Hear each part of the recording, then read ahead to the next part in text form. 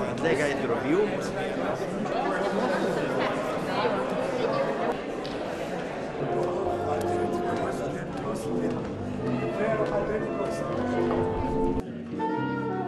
evening, ladies and gentlemen. Welcome to this 2012 European Business Awards for the Environment. And there are 5 award categories: rewarding companies. Just one will be the winner. Hold your breath. Marks and Spencer. It's always a surprise. I mean, the short list of other companies was a really high calibre. Everyone's doing really great work, so you know you can never be sure. I'm really proud to win it. Plan A really focuses on all the big issues affecting a retailer such as Marks and Spencer. So climate change, waste, raw materials, fair partnership, treating people fairly in our business and in our supply chain. Commissioner Potocnik. But thanks to the runner. In full-scale production, a buoyant hinged flap, the device is attached to the nearshore seabed. The winner is Aquamarine Power.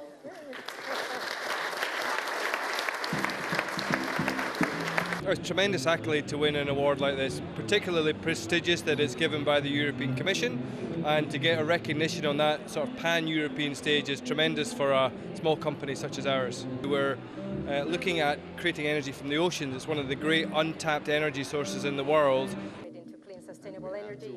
We're able to gather and collect energy from the waves. It will be a new energy source for Europe.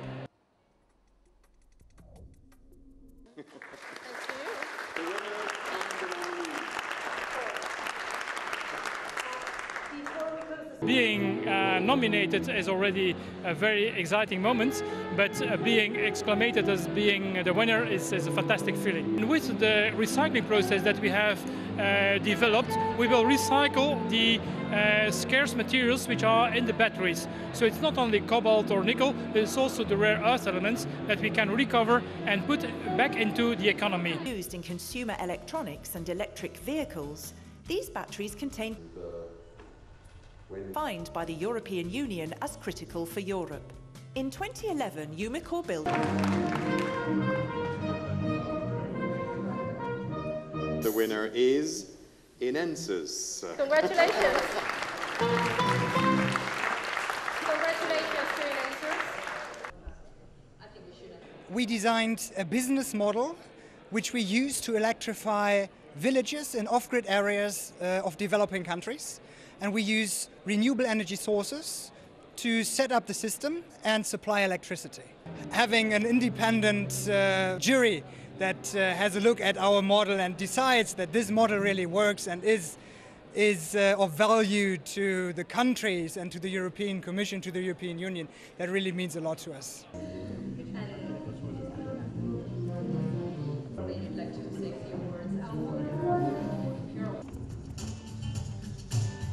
Through its Energy for Nature project, the electricity generator Slovenské. The winner is Slovenské elektrárne. Congratulations. I'm pretty happy that our project has been awarded in this way. We didn't expect it to win, but we are really proud of all of people who participated in this project. The green aspects were the relationship towards the environment of our company, that we really care what we will leave for the future generations. So the sustainable development and corporate social responsibility is very important to us.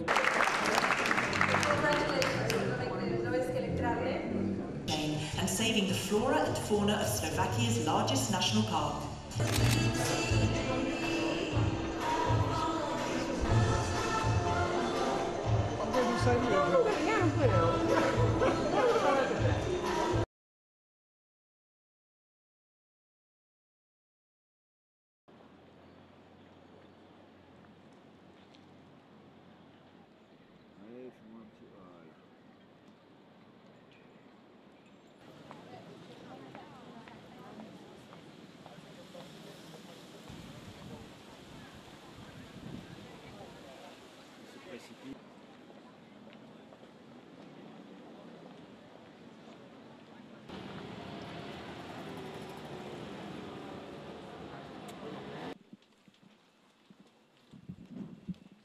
We decided to give this award to Asghar Farhadi, and to Alexander Maledki, who have set up the Memento Films production company, and their project, which will start, I hope, sometime in this autumn. It's a great project. It's going to be shot in France, near Paris, I understand, with French actors, and the jury of experts who have collected all the applications for this award thought that this was really an excellent project with good, very good prospects for development, for production, for distribution all over Europe. Et de distribution, et je sais que sans médias, beaucoup de films d'auteur. برای اولین بار تصمیم گرفتن به طرحهایی که به ایرانی که به زودی به این جمع اضافه میشه. امیدوارم که فیلم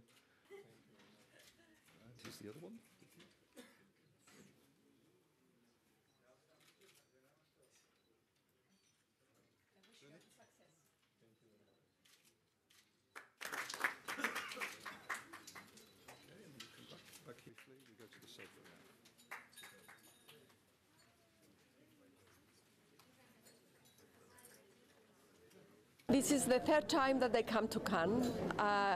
We come because a media program is the European program which supports the film industry, and it's very important that we meet with all our actors. We meet with producers, with directors, with scriptwriters, with distributors, so it's very important that we have a presence here.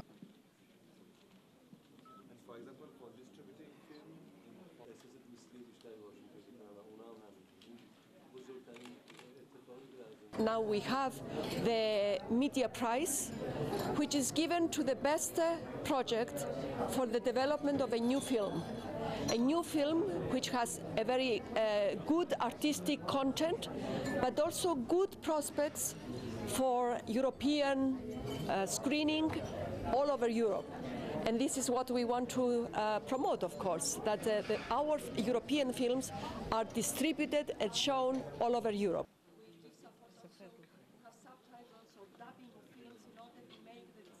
We support about 2,000 projects every year, and we devote about 100 million euros every year to these projects. Now, this program will be in force until the end of 2013.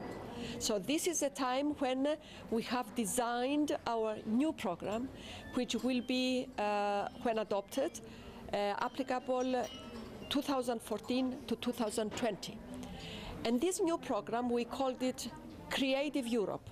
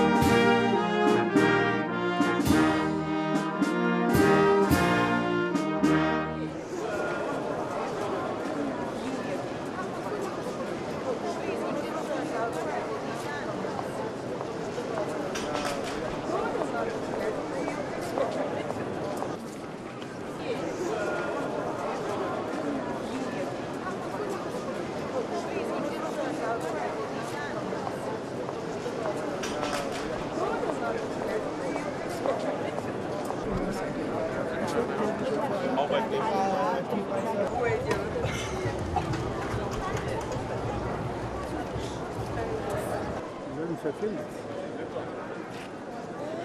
Ja.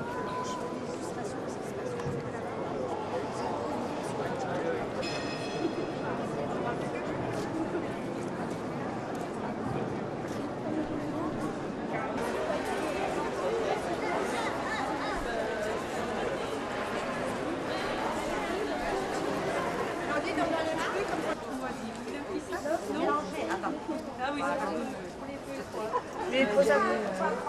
déjà fait pas mal. C'est pas difficile, hein? Il vient par là aussi.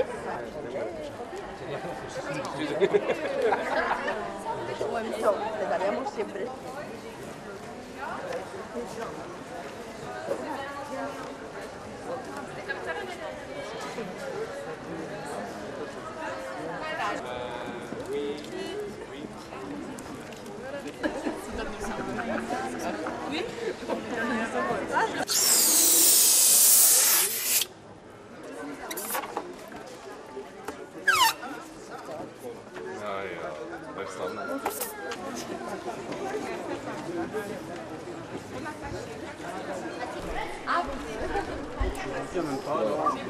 S'il vous plaît.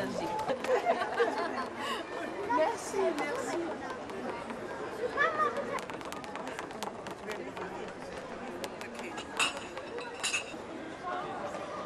Ça y est, là, s'il vous plaît. Merci. Non. Faut le mettre dans le trou. Tu vas, c'est bien? C'est pareil, jamais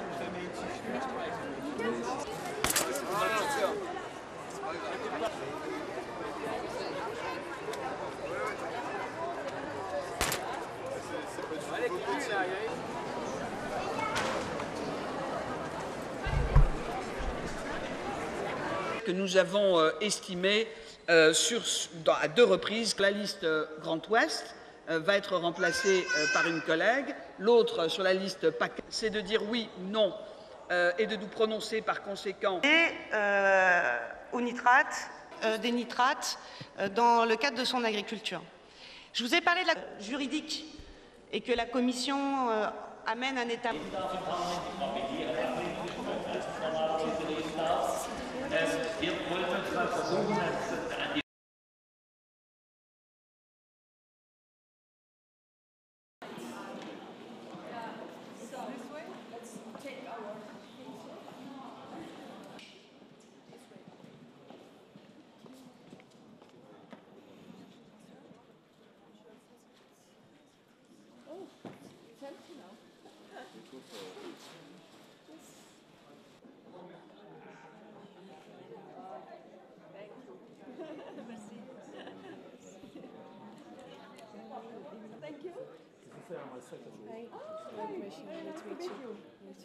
Yes, good. But for the weather, huh? It's perhaps not the beginning of a big career, I don't know.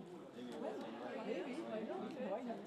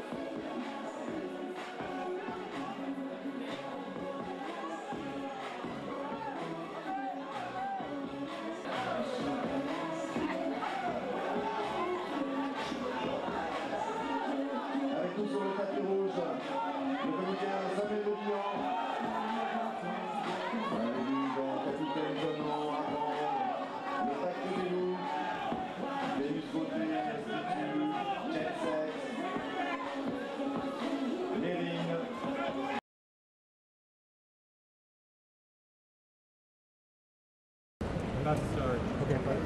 Thanks, Jesse.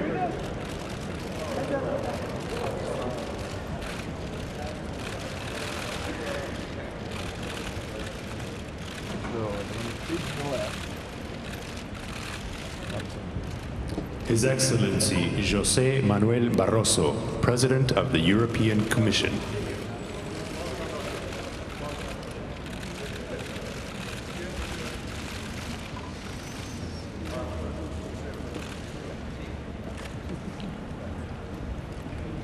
His Excellency Herman Van Rompuy, President of the European Council.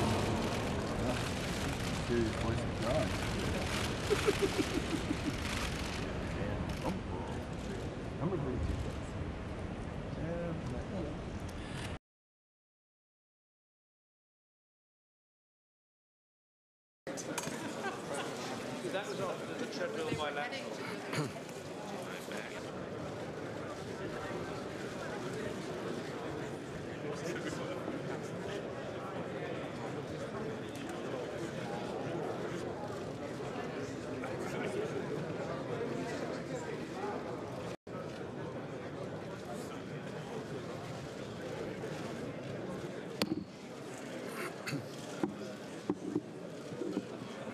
in areas of conflict, crisis, or catastrophe.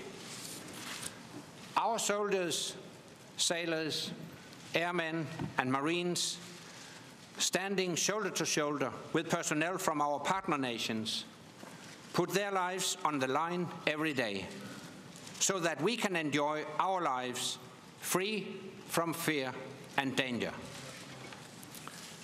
We owe them all a deep debt of gratitude. So it is right that we begin our summit today with a tribute to them. In their honor, I would kindly ask you to stand up with me.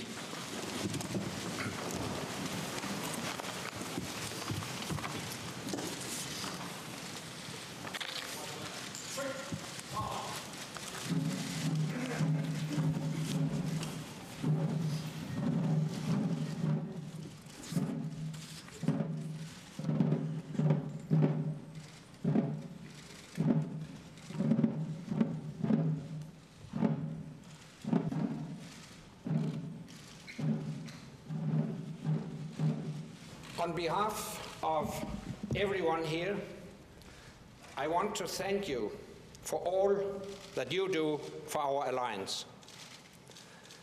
Our deepest sympathy goes to the families and loved ones of all those who have made the ultimate sacrifice, and to those who have been injured in the course of our common effort for peace.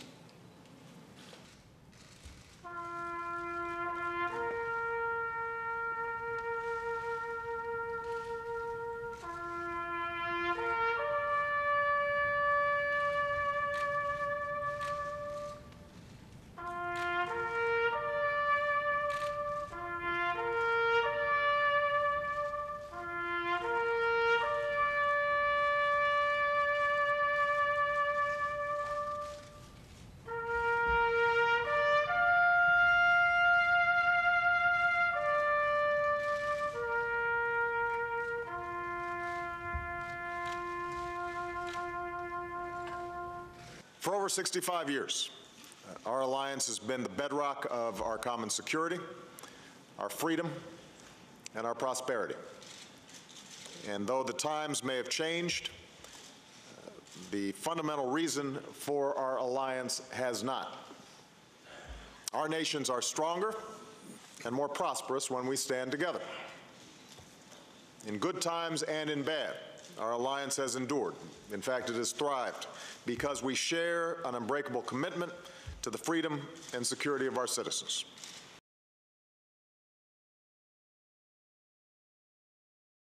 His Excellency José Manuel Barroso, President of the European Commission.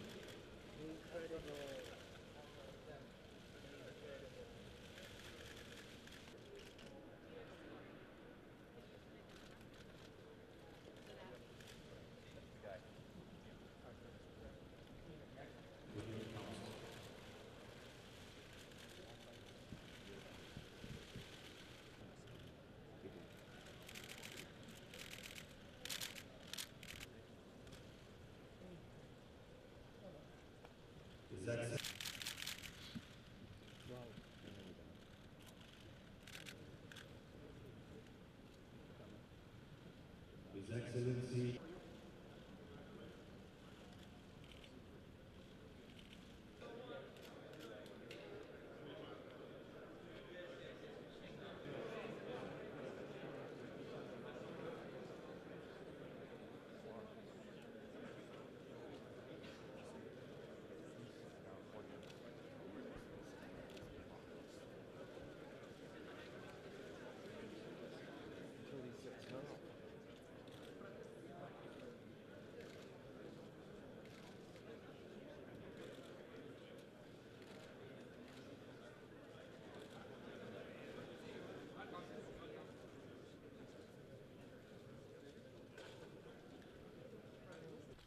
Andres, I want to take this opportunity on behalf of all of us to thank you for your outstanding support.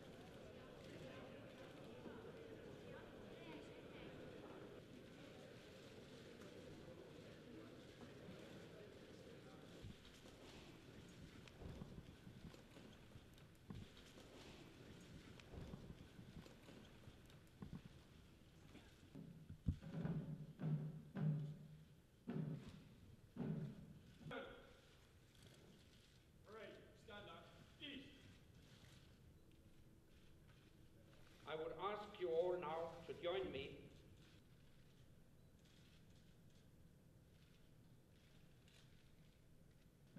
Thank you.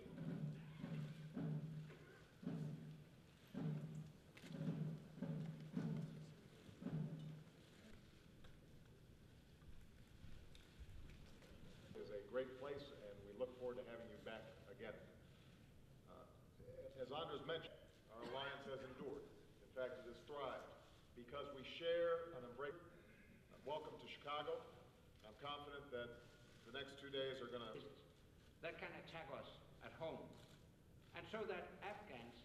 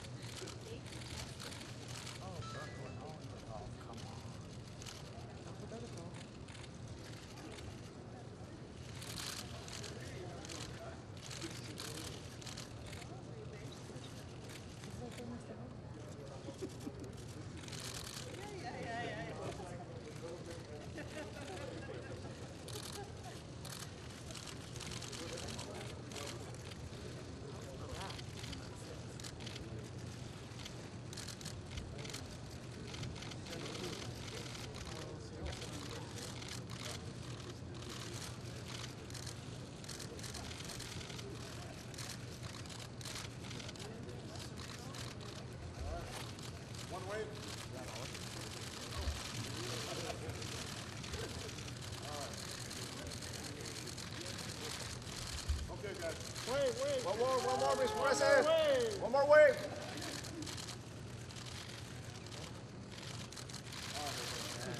Thank you. White House full.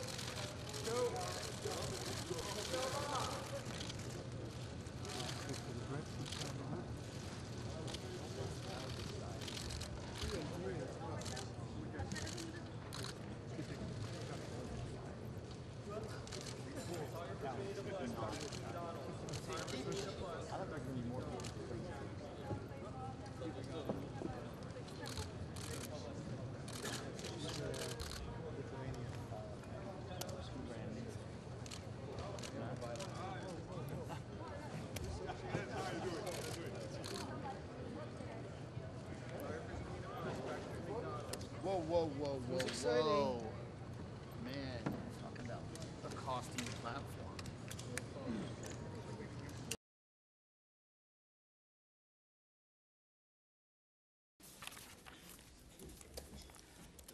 Good morning. Yes. In its general search results, Google displays links to its own vertical search services differently than it does for links to competitors. We are concerned that this may result in preferential treatment compared to those of competing services, which may be hurt as a consequence.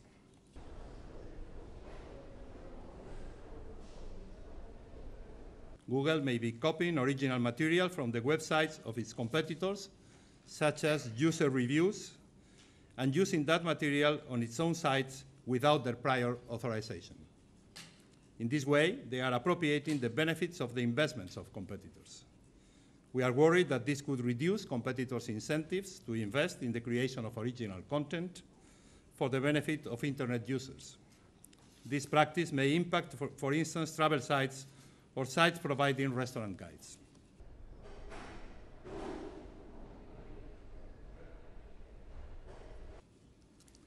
Our third concern relates to agreements between Google and partners on the websites of which Google delivers search advertisements. These advertisements are displayed alongside search results when a user types a query in a website search box. The agreements result in de facto exclusivity, requiring them to obtain all or most of the requirements of search advertisements from Google, thus shutting out competing providers of search advertising intermediation services. This potentially impacts advertising services purchased, for example, by online stores, online magazines, or broadcasters.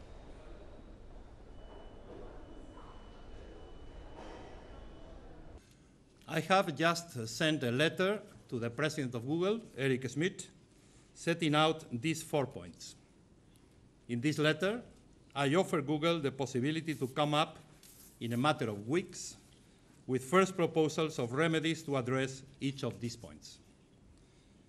If Google comes up with an outline of remedies which are capable of addressing our concerns, I will instruct my staff, DG Comp, to initiate the discussions in order to finalize a remedies package.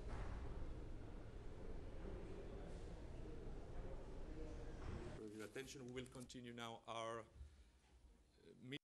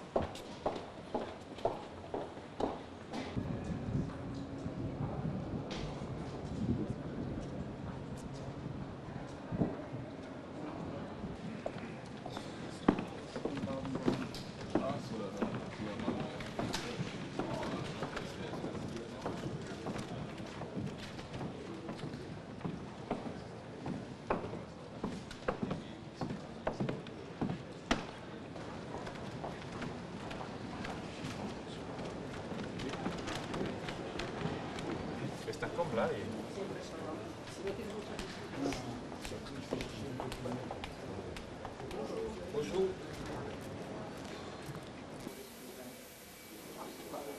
Qua. Sai cerca proprio una talpa. Qua. Grazie.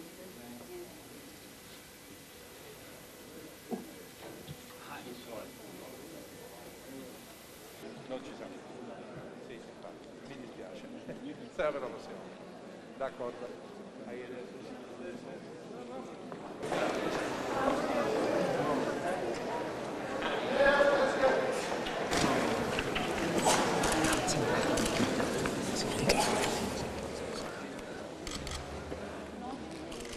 Das Parlament nimmt dies zur Kenntnis.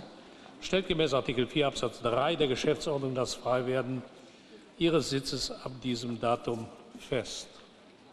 Viele andere junge Mädchen, die zum Teil schwer verletzt worden sind, in den letzten Monaten.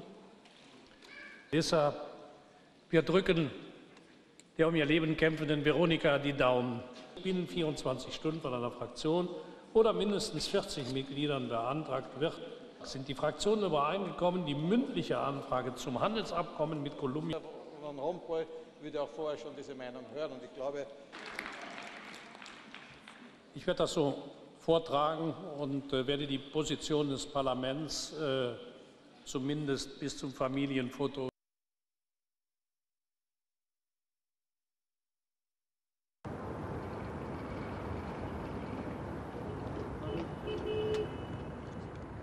Wir stellen aber fest, meine Damen und Herren, dass es immer häufiger Fälle gibt, wo diese rote Linie überschritten wird, wo aus Verblendetheit, aus Verwirrtheit, aus Fanatismus, ideologischer, religiöser oder auch krimineller Art entweder Kinder aktiv getötet werden, Jugendliche getötet werden oder ihr Tod billigend in Kauf genommen wird. Ich glaube, dass ich in Ihrer aller Namen spreche, wenn ich sage, dass wir für solche Menschen nur Verachtung übrig haben können, die solche Taten begehen.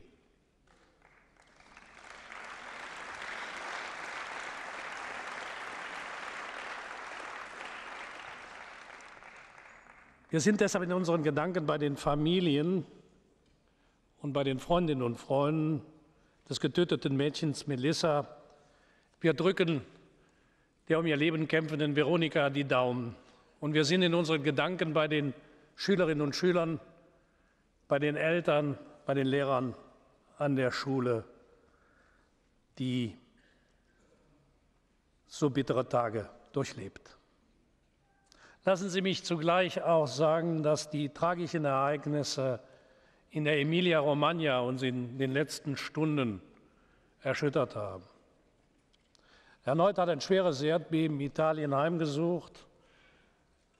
Die Emilia-Romagna ist schwer getroffen, der Ort Finale Emilia in besonderer Art und Weise. 7 Menschen haben nach den letzten Statistiken ihr Leben verloren. Viele sind schwer verletzt, über 3000 ohne Obdach. Auch diesen Menschen gilt unsere Solidarität und unsere Anteilnahme. Aber lassen Sie mich auch ein Wort an die Adresse des italienischen Volkes sagen. Wer die Bilder in den letzten Tagen gesehen hat, der Solidarität, sowohl in der Emilia-Romagna als auch mit den Opfern in Brindisi, kann dem italienischen Volk nur ein Kompliment machen. Es gibt Stunden, da rückt ein Volk, Italien ist in einer schweren Situation zusammen. Ich möchte den Italienerinnen und Italienern im Namen des Europäischen Parlaments meine höchste Anerkennung zollen für die Art und Weise, in der nationale Solidarität in diesen Stunden geübt wird.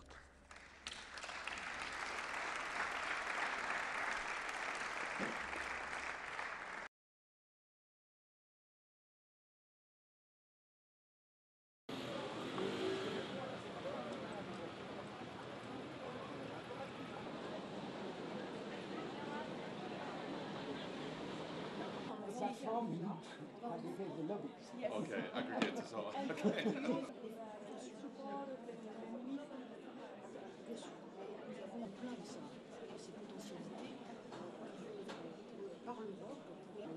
Oh, thank you very much. Thank you. Use your arguments and send it.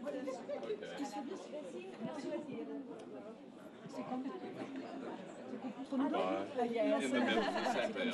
La photo normale, c'est celle-ci. C'est la meilleure. Okay. Super. Websites, the possible applications for European cinema, because I... And discussing how EU policy could respond to the challenges for the development of video games, etc.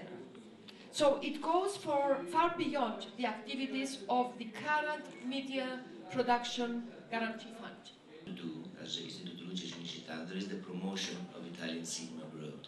Finance is the promotion much higher level than other countries. It produces rights in the aim of strengthening its grabbed, it's overtaken by much single players. And I suppose that this agreements made with local distributors.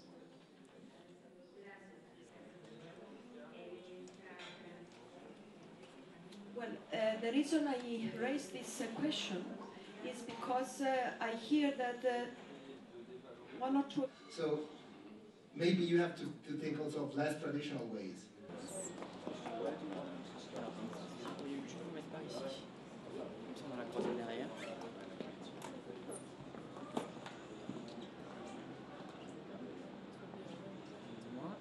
Commissaire?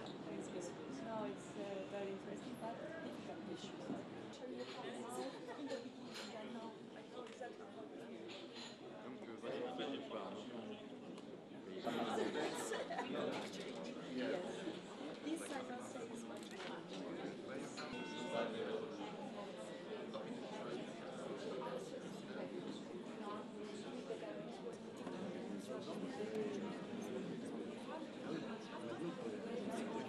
C'est ça que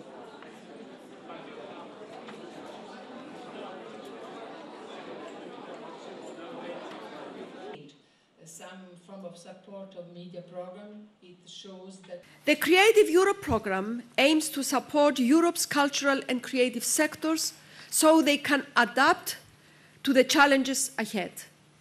The most important of these is probably the worrying financial situation that we all face. Public authorities across Europe are obliged to justify more than ever how they spend taxpayers' money. They have a duty to improve cost effectiveness and demonstrate their added value. Creative Europe explicitly recognizes the dual nature of cultural goods, their intrinsic value, and their contribution to the wider economy. As large as stakeholders and networks, and even before the digitization and so on. And so our challenge is... The internet has dramatically altered the way we consume film, and today video on demand offers a whole new opportunity for the film industry. Its success depends, however, on the development of an attractive legal offer. It is against this background that the European Parliament last year adopted a budget of €2 million for the first year of a new preparatory action on the circulation of European films in the digital era. The Commission is now implementing this action. The aim is to test simultaneous or quasi-simultaneous release of films on a wide range of distribution platforms such as festivals, cinemas, video on demand, and TV channels. On the follow-up of Livre Vert, thanks for this invitation, and I appreciate... I believe the case for public intervention is as strong today as it has ever been. Could we really imagine that the market, acting alone, would have produced the wonderful patchwork of film heritage that covers the whole of Europe today? Even if we might struggle to agree on a short and simple definition of European cinema, I'm sure we would all recognize that an attachment to publicly funded cinema is a European value that we all share. Directed by our firm, it's a perfect European project. There are six countries involved. It's Israel.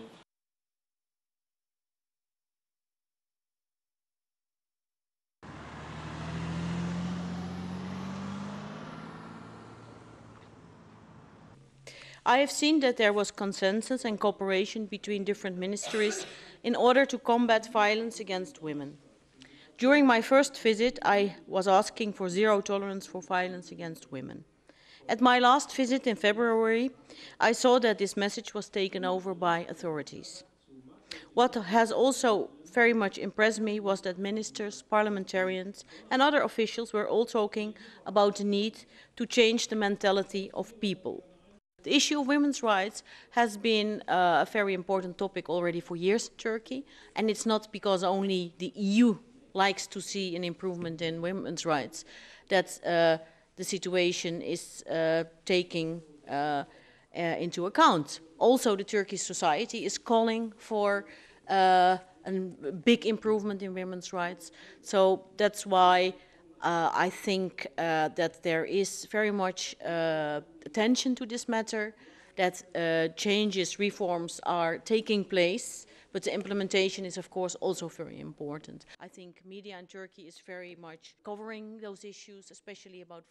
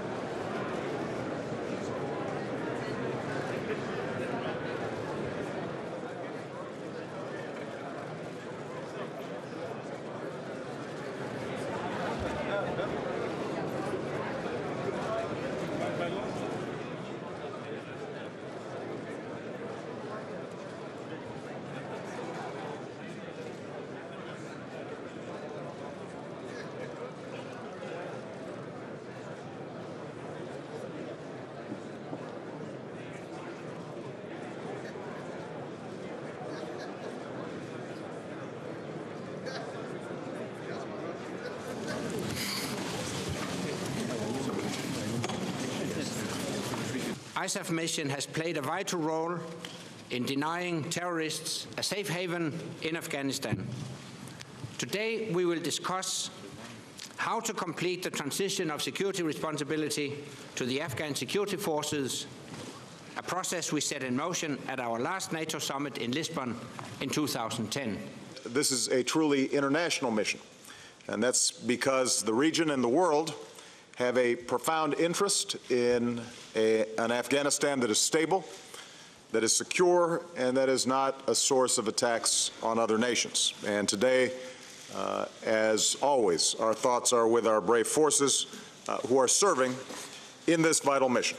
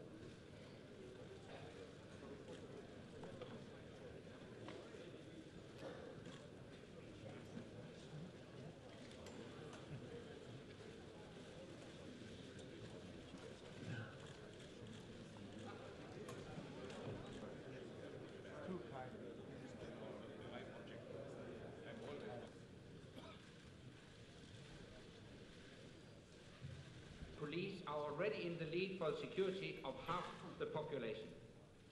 Gentlemen, this is the largest ever gathering at an...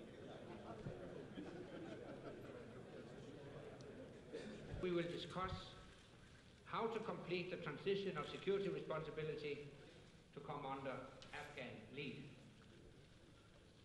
Transition means the people of Afghanistan increasingly see their own army and police in their towns and villages providing their security. This is an important momentum. More Afghans are reclaiming their communities. Afghans across the country in 2013, next year. And that's because the region and the world have a profound interest underway. This past week, we saw more progress. And NATO and ISAF nations will also pay their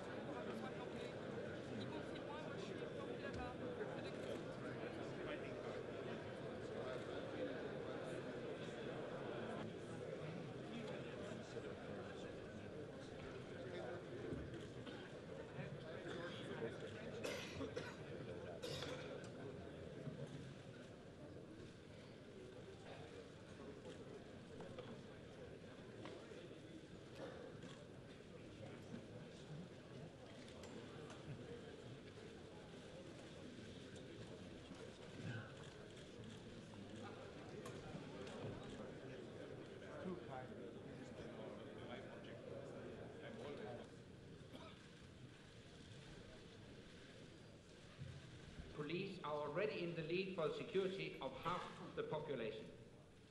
Gentlemen, this is the largest ever gathering at an... We will discuss how to complete the transition of security responsibility to come under Afghan lead. Transition means the people of Afghanistan increasingly see their own army and police in their towns and villages providing their security. This is an important momentum. More Afghans are reclaiming their communities. Afghans across the country in 2013, next year. And that's because the region and the world have a profound interest underway. This past week, we saw more progress. And NATO and ISAF nations will also pay their...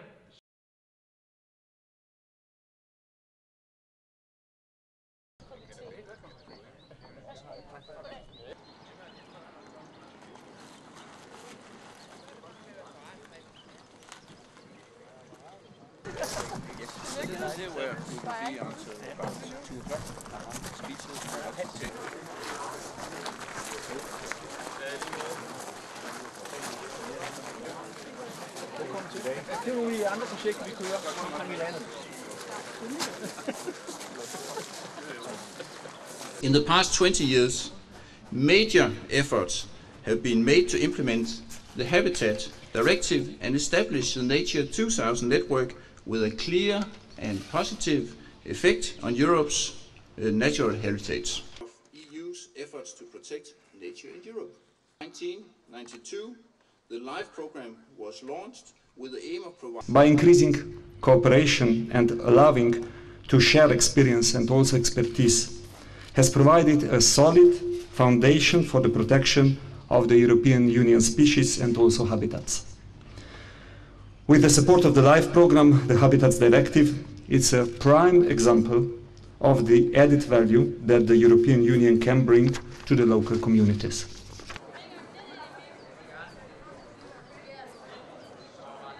For me, its greatest contribution has been the creation of Natura 2000, our network of protected areas. Embracing over 26,000 sites and covering almost a fifth of our land territory, Natura 2000 is the largest coordinated network of protected areas in the world. Thanks to the Habitats Directive, our knowledge of the status and management needs. Nature needs our help, but it will pay us back many times over. Everyone has truly a role to play in making the Habitats Directive and Natura 2000 a success. Conserving and protecting our nature can seem a bit abstract to some people. Illustrere en dag om morgenen på mosen. Det har vi gjort. Der har vi fundet tegn og lavet det sidste færdigt. Absolutely great. It tastes wild. It's something which we are here to judge, of course, in the competition. But I already see it will be difficult judgment and probably a split decision. Yes.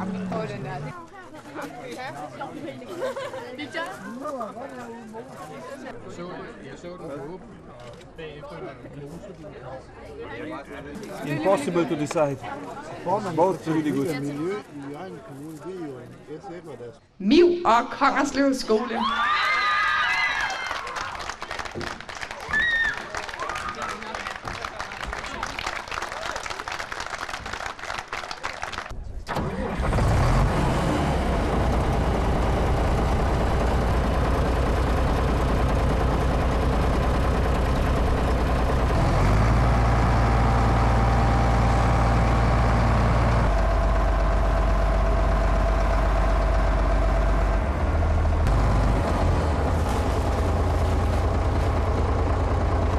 The restoration of the habitats which are connected to the box are really very important. That's why it's important to restore them in the way like they were in the past, and via that protect the biodiversity which is included, but protect the habitats which are there.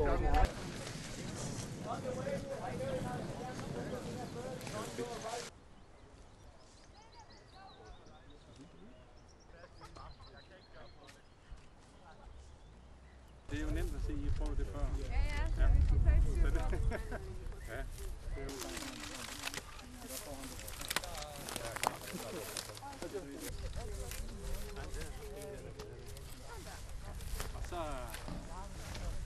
There is approximately 5.5 million of money involved into that. 4.1 is from European sources.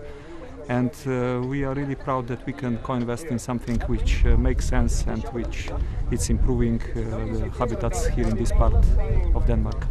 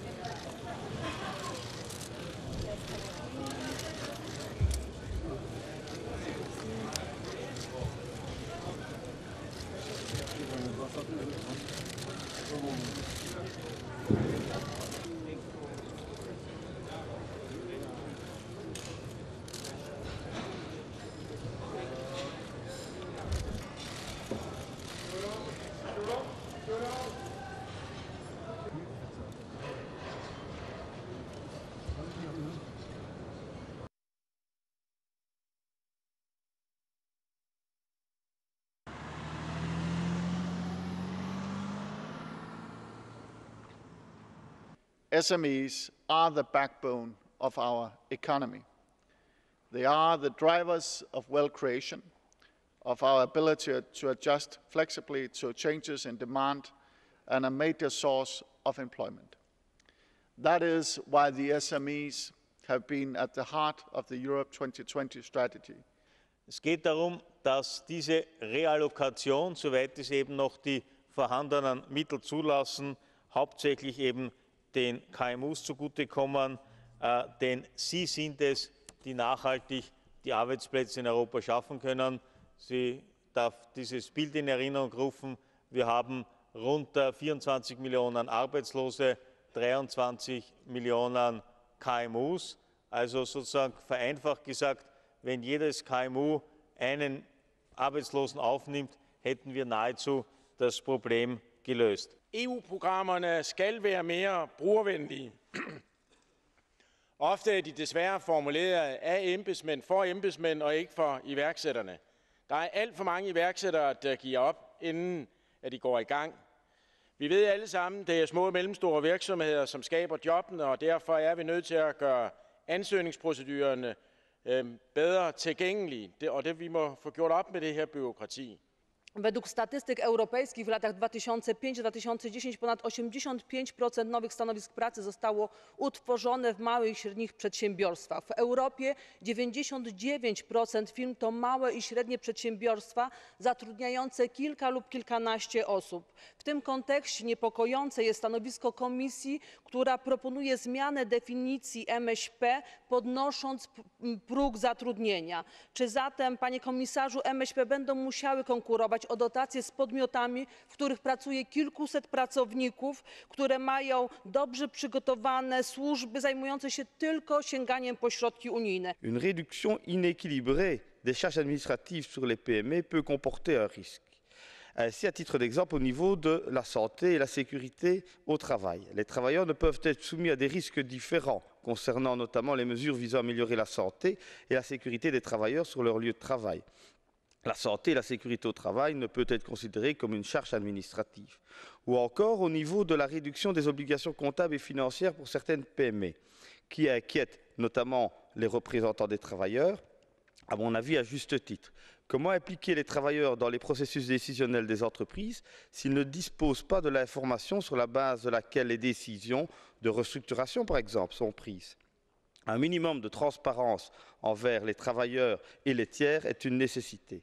Dès lors, dans la chasse aux charges administratives excessives pour les PME, ne perdons pas de vue l'objectif de ces charges et ne discriminons pas les travailleurs de ces entreprises. Je vous remercie. The concerns of small business are fairly consistent over the years. First of all, they need access to information. They need assistance in finding out where to get help. Secondly, they need assistance to gain access to finance. It's particularly difficult for people to raise small loans. Banks hate lending people and small enterprises small amounts of money. They like big amounts which they can manage and charge good fees on. O exemplo das medidas impostas pela Troika em Portugal são precisamente um bom exemplo desse drama social. Desde a implementação destas medidas há um ano, que foram destruídos em Portugal 203,5 mil empregos, o que corresponde a 558 empregos destruídos por dia. Muitos destes empregados são desempregados de PMEs, de pequenas e médias empresas que encerraram por falência. Mas nem poderia ser de outro modo, e tal é tão lógico que qualquer criança compreende. Corte de salários e pensões e aumento de impostos indiretos, portanto, sobre os produtos vendidos pelas pequenas e médias empresas, levam à diminuição do consumo, logo ao encerramento de pequenas e médias empresas. Mas é a mesma Comissão Europeia que determina, conjuntamente com o FMI e o BCE, essas medidas que afetam brutalmente a pequena e média economia portuguesa, que nos fala hoje da necessidade de apoiar as pequenas e médias empresas. Og jeg mener under ingen omstændigheder, at den skal udvides. Sprechen gleichzeitig aber mit KMUs mehr als... Danke, Herr Vorsitzender. Kleine und mittlere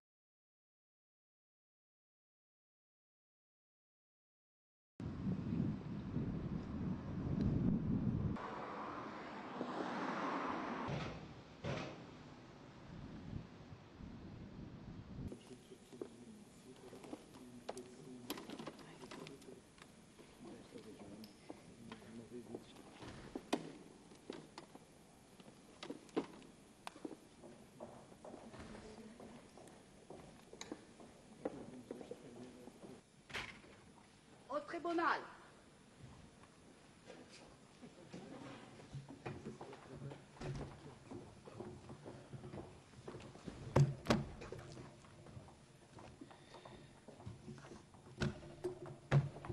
In der Rechtssache C 348 aus 09 PI gegen Oberbürgermeisterin der Stadt Remscheid hat der Gerichtshof Große Kammer für Recht erkannt.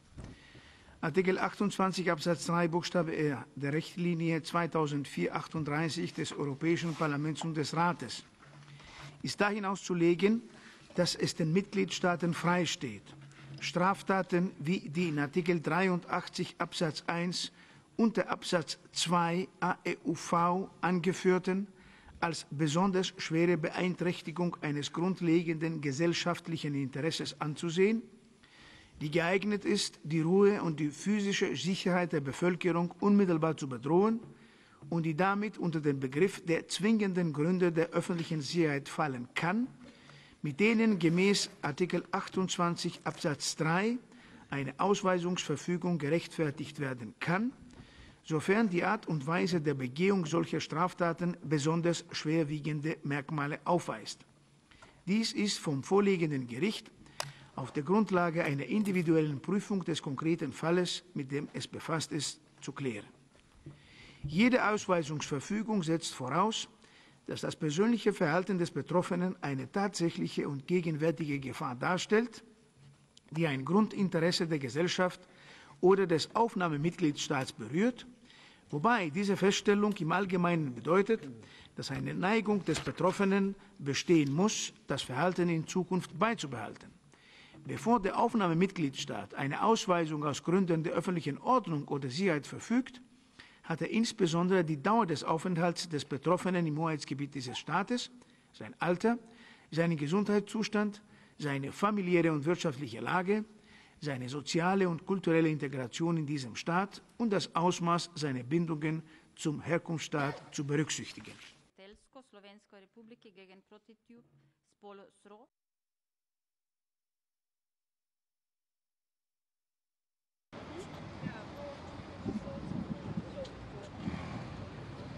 The next item on the agenda, which is a statement by the Vice President of the Commission, High Representative of the Union for Foreign Affairs and Security Policy, on the situation in Ukraine and the case of Yulia Tymoshenko. Two guests from the Ukraine have taken their seats in the official gallery. Ms. Yevgenia Tymoshenko, daughter of the imprisoned ex-Prime Minister Yulia Tymoshenko,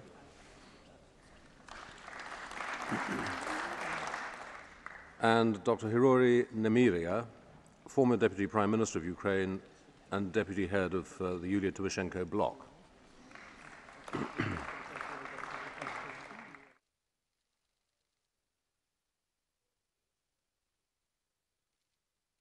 Okay, thank you. Mr. Fuller will make the statement instead. The European Union has expressed its indignation at the use of selective justice in Ukraine on a number of occasions over the last year. The statements from Brussels and from Member States and the messages passed directly to the authorities in Kiev refer not only to the case of Yulia Tymoshenko, but to the cases against members of the former government, such as Mr. Lutsenko and others. Access to independent visitors is especially important if we are to build a clear picture of the former Prime Minister's situation. Most important in terms of the legal rights of Mrs. Tymoshenko is that Ukraine's Court of Cassation should announce its decision on her case at the end of June, and that the European Court of Human Rights can announce its own decision shortly afterwards. The political relationship between the European Union and Ukraine will not improve without firm commitments and the effective demonstration that the rule of law and the respect for fundamental values are applied systematically in Ukraine. We will not be able to move towards signing our association agreement if they cannot show that they live in the spirit of political association. To this end, we expect Ukraine to make visible progress. I welcome the initiative taken by President Schulz to ask Prime Minister Azarov to accept that a personality of high international repute be sent on behalf of the European Parliament to observe the second trial with full access to judges, lawyers and documents. What we expect from Ukraine before we can once again move forward is first a concrete strategy to redress the effects of selective justice and prevent it happening again. Second, free and fair elections.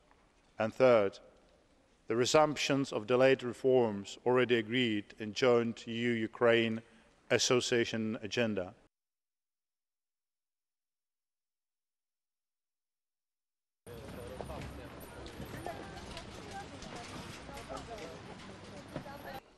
Wir diskutieren über den Fall Julia Timoschenko, Lusenko und vielen anderen Fällen seit fast einem Jahr.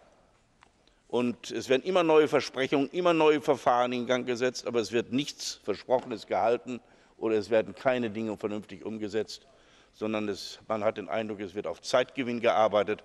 Auch die Verschiebung der Sitzung des Berufungsgerichts scheint mir ein solcher Fall zu sein, um Zeit zu gewinnen, um auf die Art und Weise letztlich die Oppositionspolitiker nicht in die Lage zu versetzen, an den nächsten Wahlen teilzunehmen. Das ist der entscheidende Punkt. If you look in the rule of law, I must say that indeed there is probably some progress, but it must materialize. And it means that the Tymoshenko case is a test case. Yes, there are other cases, but we should use this case to see whether there's progress or not. Yes, there is now better treatment of Ms. Tymoshenko than there was before. But it should not be the end of the case. I mean, the cassation should be free and fair and open and transparent, and the revision of court cases. I must say I'm not in favour of a boycott of the European Football Championship. Why not? We have these discussions because of their championship. Like we talked about human rights in China because of the Olympic Games. We should use it. And those who will represent their countries in Ukraine should use the opportunity to draw the attention to the human rights situation. Es geht nicht allein um Julia Timoschenko, es geht um die systematische Verfolgung von relevanten Köpfen der Oppositionsparteien in der Ukraine. Ich finde, wir sind damit jetzt, was die Aufmerksamkeit angeht, weitergekommen. Ich finde, wir dürfen an dieser Stelle nicht stehen bleiben. Und deshalb möchte auch ich noch mal dafür plädieren, dass wir nicht es uns so einfach machen, dass wir jetzt sagen, wir boykottieren die Europameisterschaften in der Ukraine. Ich bin der Auffassung, boykottiert werden muss die Regierung der Ukraine mit denjenigen, einschließlich des Präsidenten, die für diese Unrechtsjustiz stehen. Das Assoziierungsabkommen meiner Meinung nach, das ja noch nicht in der Auseinandersetzung so viel Aufmerksamkeit bekommen hat wie der Fußball, darf nicht unterschrieben werden, wenn die Entwicklung, gerade was die Justiz angeht, in der Ukraine so bleibt, wie sie bisher ist. Die nächsten Wahlen müssen tatsächlich den Beweis dafür liefern, dass es in der Ukraine eine Entwicklung zu Demokratie und Rechtsstaatlichkeit gibt. Creo que sin poner en cuestión la celebración del Campeonato Europeo de Fútbol, que está efectivamente organizado también por Polonia, y me dirijo a usted, señor comisario, creo que la Unión Europea debería tratar de dar una respuesta articulada, ya que se supone que estamos intentando establecer una política exterior y de seguridad común de tal manera que los representantes de la Unión Europea y de sus Estados miembros pudiesen comparecer de una forma homogénea, articulada y bajo una posición común. We have seen that also within the European Union, some of the Central and Eastern European countries still show ups and downs in this democratic development. What is important, however, is that the authorities understand the problems and work on them.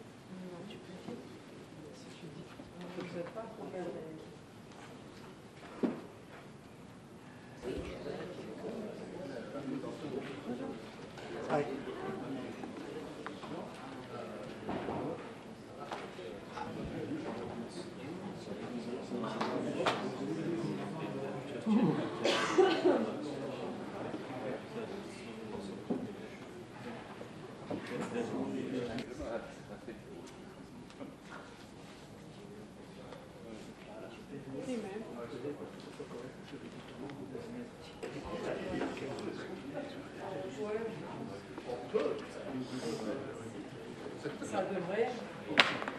Mais il est dans l'avion avec le président. D'ailleurs, ils ont énormément de retard. Ils auraient dû atterrir à 9 heures.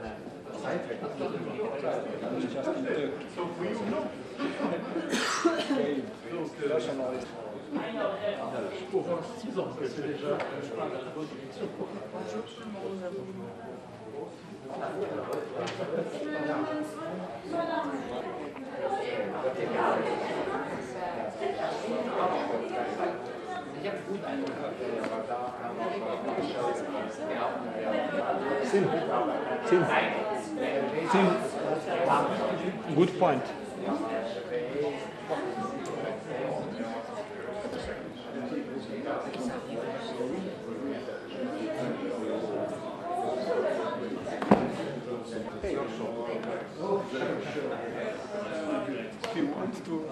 No. I have my show in the evening. I have my show in the evening. Your favorite subject of salary is which? Oh, yes, salary.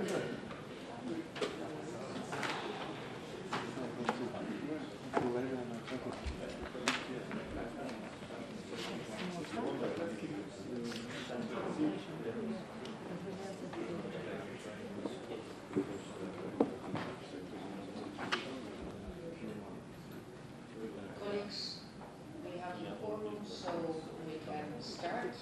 Hello to all of you. I think that rather quickly because our heads of cabinet have sorted out most of the questions, but I give the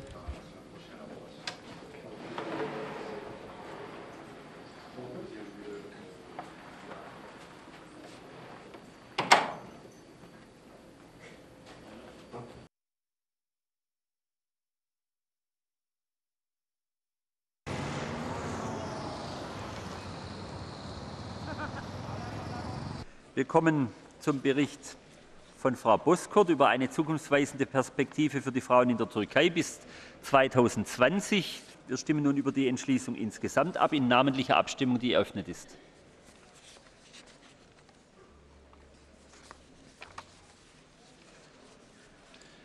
Haben alle abgestimmt? Dann schließe ich die Abstimmung. Und die Entschließung ist angenommen.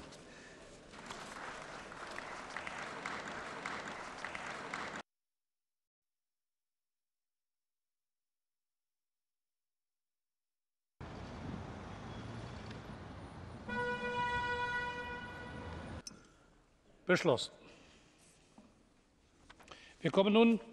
There has been much talk about an austerity strategy versus growth strategy.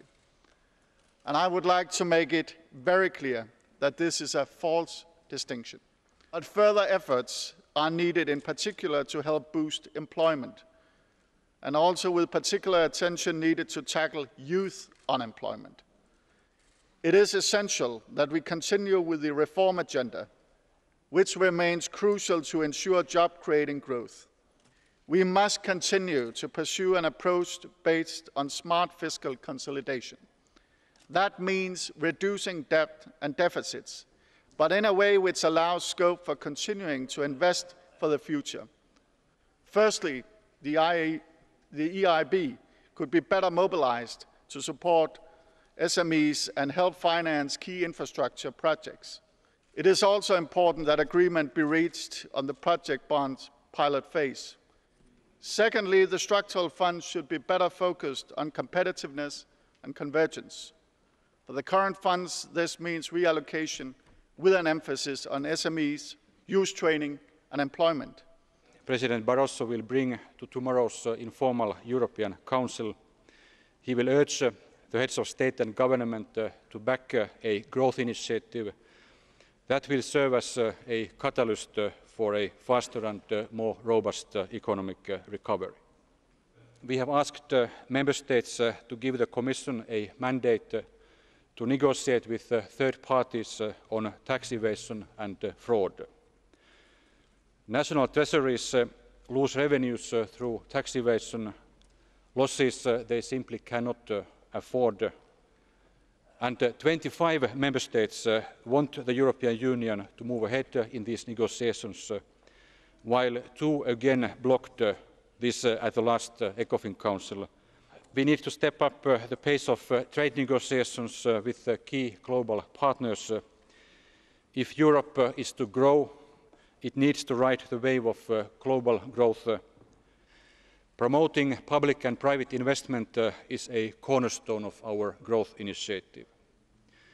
We will, first of all, propose that Member States commit a further €10 billion to the European Investment Bank. The EIB could expand its lending volume, which is a quick and effective way of channeling badly needed stimulus to the real economy. We estimate that the project bonds could unlock up to €4.6 billion of investment in infrastructure and innovation already in a pilot phase. President Barroso will tomorrow urge the heads of state and government to quickly implement the Single Market Act, starting with the European patent. It must be adopted in June. We want Greece to remain part of the European family and of the euro.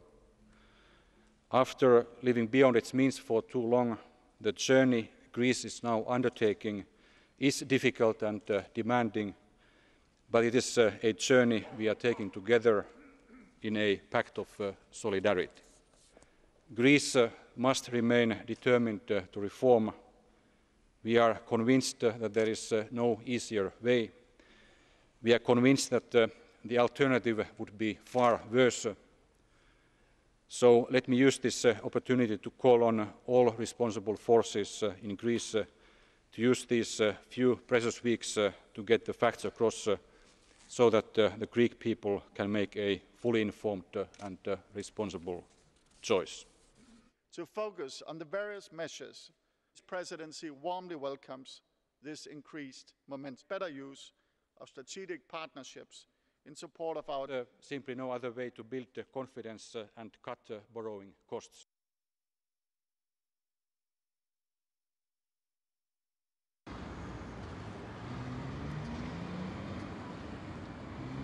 Voor duurzame economische groei en niet een economische groei gebouwd op drijfzand. Inzetten op alleen maar meer geld uitgeven en onze schulden vergroten, dat is niet onze koers. Want dan schuiven we de lasten naar de toekomstige generatie. Groei is geen toverwoord, waardoor we pijnlijke en soms impopulaire maatregelen kunnen vermijden. Nee, voorzitter, als we echt de problemen aanpakken nu, dan kunnen we perspectief bieden en het vertrouwen herwinnen. En dat is onze inzet. Cari colleghi, voglio esprimere la mia solidarietà e la mia vicinanza al popolo italiano, colpito così duramente da 2 gravi avvenimenti. Il barbaro attentato alla scuola Morvillo Falcone di Brindisi, dove ha perso la vita la giovane Melissa Bassi, e il forte terremoto che ha colpito l'Emilia-Romagna, una terra che ho spesso visitato e di cui conosco la forza e la tenacia. Le vittime e le loro famiglie devono sapere che noi siamo con loro, che l'Europa intera si stringe a loro e che uniti ce la faremo. Liebe Kolleginnen und Kollegen, was hat das mit unserer Situation?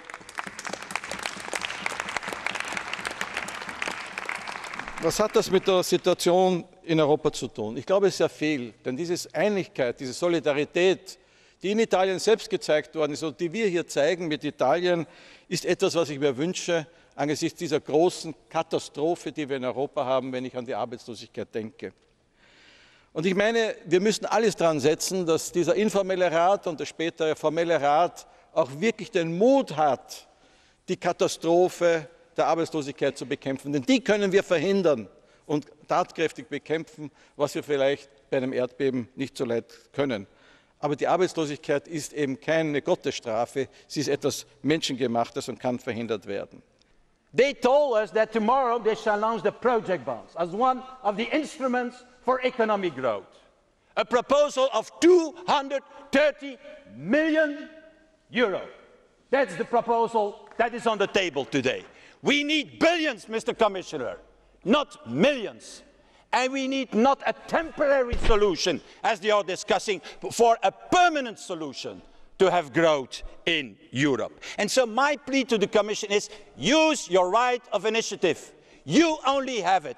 And put tomorrow on the table a real proposal for project bonds, a real proposal for a redemption fund, and a real proposal for a real growth pact for Europe. Ich möchte zusammenfassen, wenn von Wachstum geredet wird, dann sollte sich auch morgen der Rat entscheiden, ob er einem Wachstumsmodell von Merkel folgt oder dem folgt, was zum Beispiel Hollande während des französischen Wahlkampfs versprochen hat.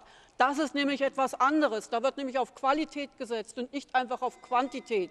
Da geht es tatsächlich darum, dass Menschen geholfen wird und dass wirtschaftliche Entwicklung einen Teil dafür leisten muss, für öffentliche Interessen. Wirtschaft muss jemandem dienen und nicht Selbstzweck sein. Und nur unter diesem Aspekt kann auch wirtschaftliches Wachstum diskutiert werden.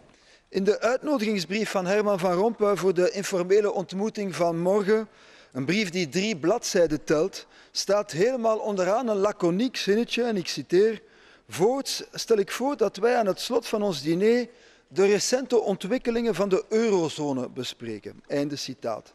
Het zou bijna grappig zijn mocht de situatie niet zo ernstig zijn.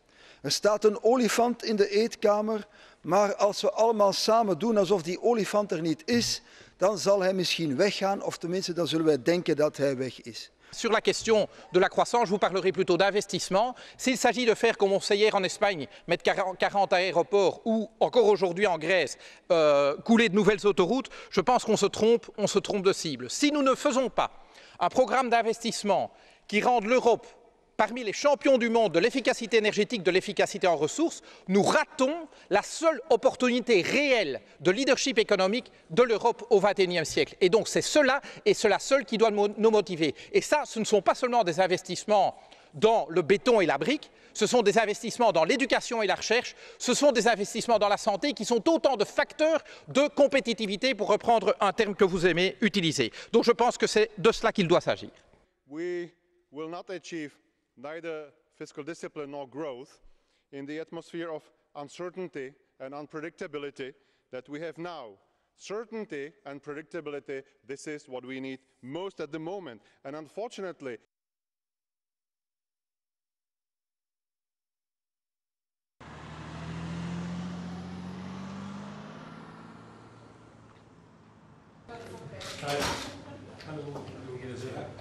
Guten Tag. So. the big signing.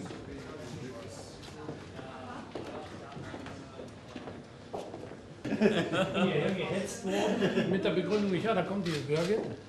Ich werde zu Schöpfer Klaas, nehmen Sie doch schon mal Platz mehr. Wo darf man nicht? Ich kenne das Bitte. Ich habe hier schon mal reingeguckt, das sieht aus wie... Erstmal allein. Nee. Ganz egal? Ja, ich auch. War mir so eine Feierlichkeit noch gar nicht bewusst. Ja, sind aber jetzt, verstehst du Deutsch, Nicola? Ja, ich verstehe Deutsch, aber ich muss gestehen, ich habe auch zum ersten Mal... Hello. Hello, thank you very much. Thank you, by the way, for the letter. Hi. We're inviting the chairs and the rapporteurs one after the other. We could start. Für die ersten ist kein Berichterstatter eingeladen worden. Ja, können wir das so for the first one you can already start with. Okay.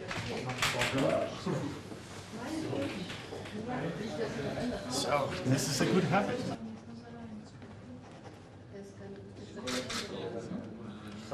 So for the next one we are calling Madame Sippel. No, first of all, we you exchange them? Yes. Yes.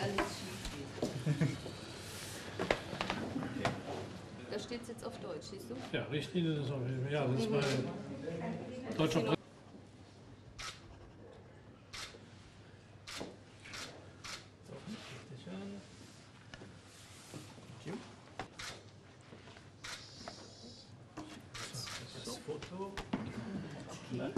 Danke. Herzlichen Glückwunsch. Danke. So. Und jetzt kommt I will look. Right. Every month. Yes. Schön. Immer so. So, Dankeschön. Foto. I don't know what is Yeah, hand in hand we stand. Success. Good day. Good day. How are you? Good to see you. We have already signed, but for the... You missed the we stand here signing. for the picture. Okay. Well, but you know, Sure. of course, we've been working together. Yes. We even got Barack Obama elected. Really? And there you are.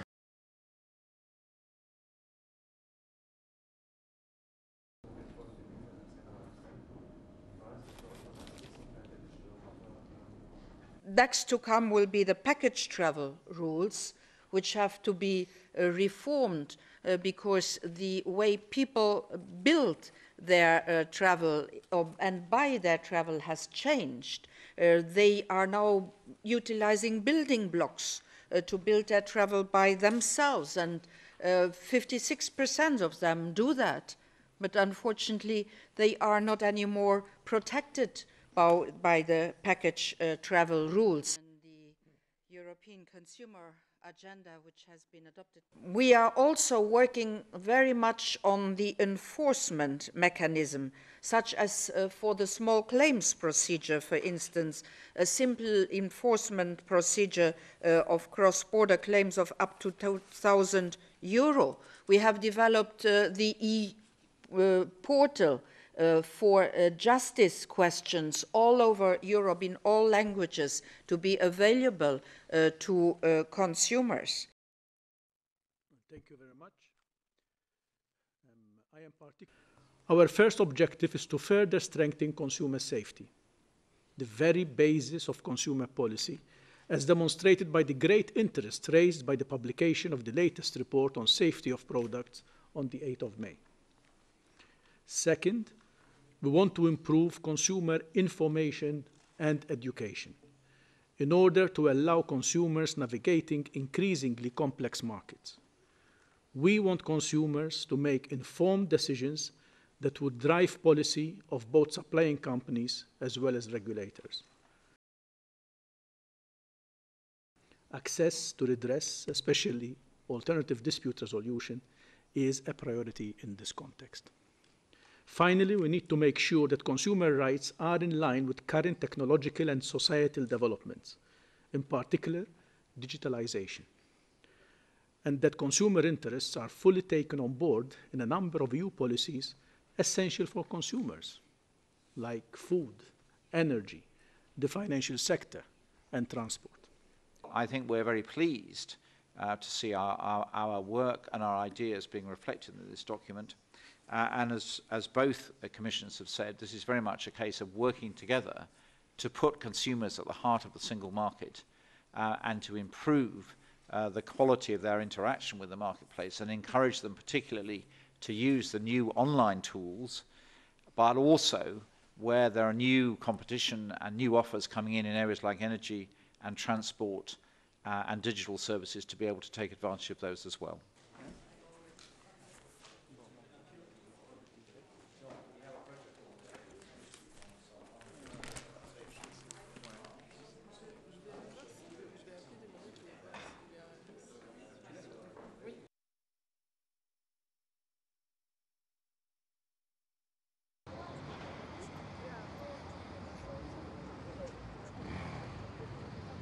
Just like racism and sexism, homophobia is a blemish on the European values. It threatens the principle of equality, undermines the spirit of tolerance and diversity, and blights the lives of victims. Therefore, today, the Council stands alongside Parliament in the fight against it. The Council is currently examining a Commission proposal for a new directive that would extend the protection against discrimination to areas outside employment, including social protection, healthcare, education, and access to goods and services, including houses. However, as you know more than well, the negotiations on this proposal have not been easy. The Council has been examining the text since 2008. We need all Member States to agree before we can adopt this act. Discrimination based on sexual orientation is also prohibited in our directives. For instance, in the directive on employment, the Commission has made a legislative proposal to extend this prohibition to access to goods and services, social protection and education.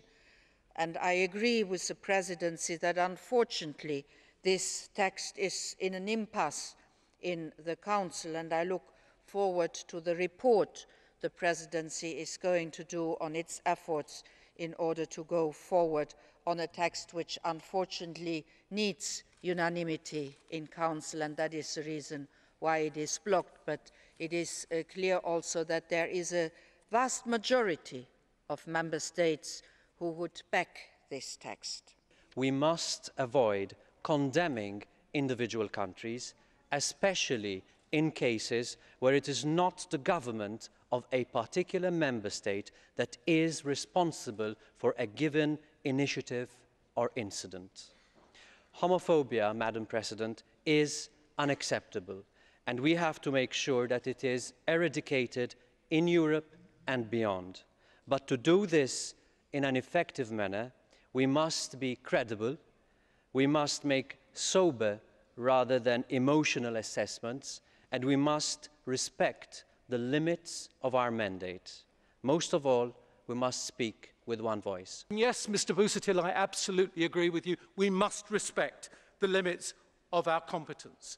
And I don't want us to start amending what we've agreed, but we must not limit our aspirations for other member states. That's extremely important.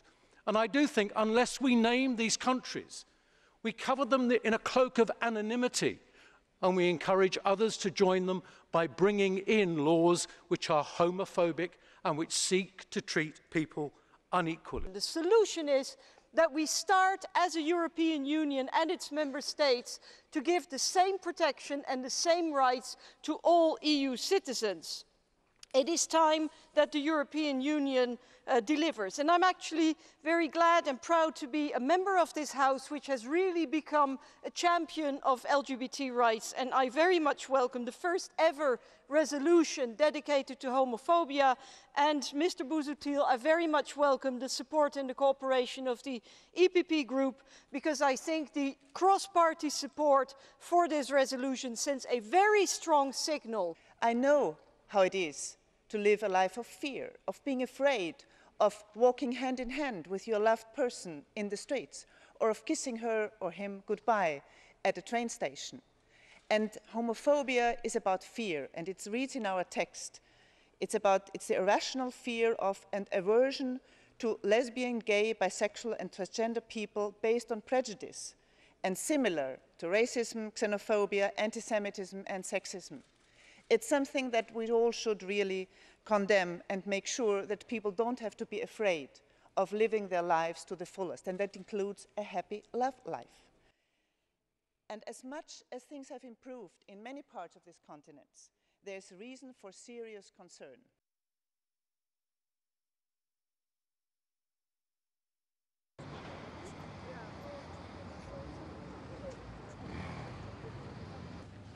Guten Tag. Hello. Sir. Nice to see you. Martin Schulz. Hello. Martin Schulz, my welcome. Nice to see you. Please.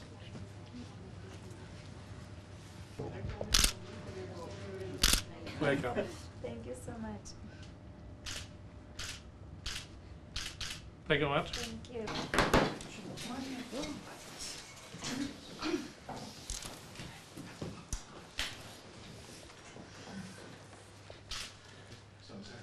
No. Thank you so much for meeting us, President. Just wanted to my mother has passed a letter to President Schulz and thanking him for his initiative. It's really a breakthrough for us in terms of defense strategy, because so far we were not able to use defense. The whole process has been rigged with breaches of human rights, illegal acts by the judge and prosecutors. We're just hoping that at the moment the observers can make an impact and the decision of the appeal will be just. Of course, there are at least 3 more political prisoners in Ukraine now, and tens more prosecuted and illegally accused. So it's very important for this opportunity to have this immense presence of the European society, of democratic society in Ukraine, more than ever, direct access. So far, of course, the Danish Helsinki Committee and its director, Mr. Lingbo, already made a conclusion that it's a politically motivated case, that a list of breaches of human rights and law is endless.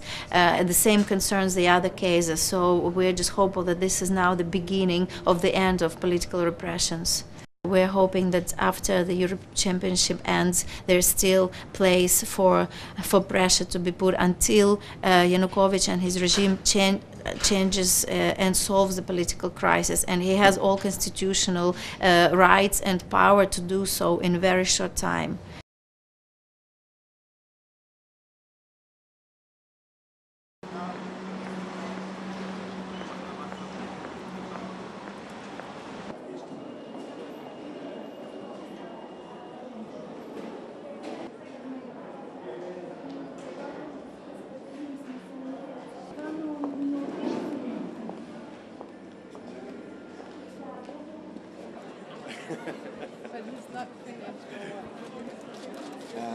I think the issues that have been raised during the opening session.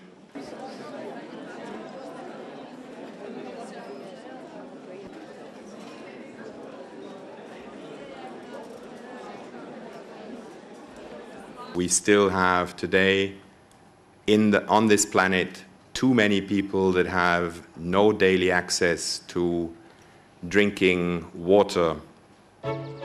And we need to treat it with care. For the next few days, we will be talking about water. Where we are with our waters, what we have achieved, where the problems are, and what we can do about them. Before that, at the Green Week this year, we will look in detail. Floods and chemical pollution are seen as significant challenges. Citizens want almost every field of human activities needs water.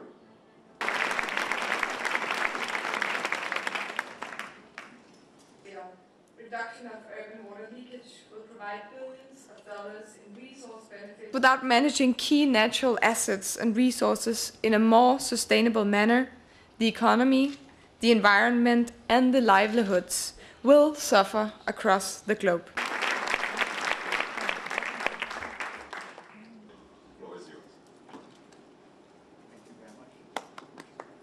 Our policy has been a disaster. The groundwater quality in Europe, essentially in most intensive agricultural areas, has been very, very poor. And we have been from bad to poor, and from bad to worst. So there's plenty. And if there were plans to bring that water to Barcelona... Thank you. It's a great honor and pleasure to be invited to speak to you at this... 40% of the water footprint in Europe is outside of Europe. And so Europeans, all of us here, are actually linked directly to the watersheds, to the river basins in other parts of the world.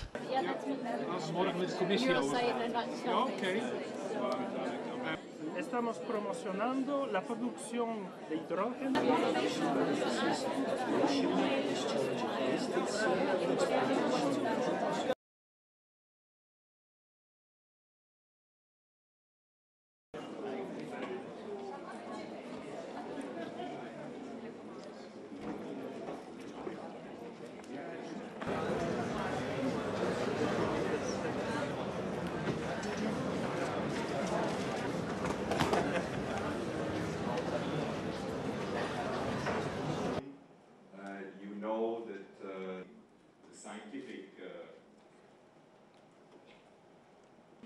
In Africa, as we see it right now in East Africa.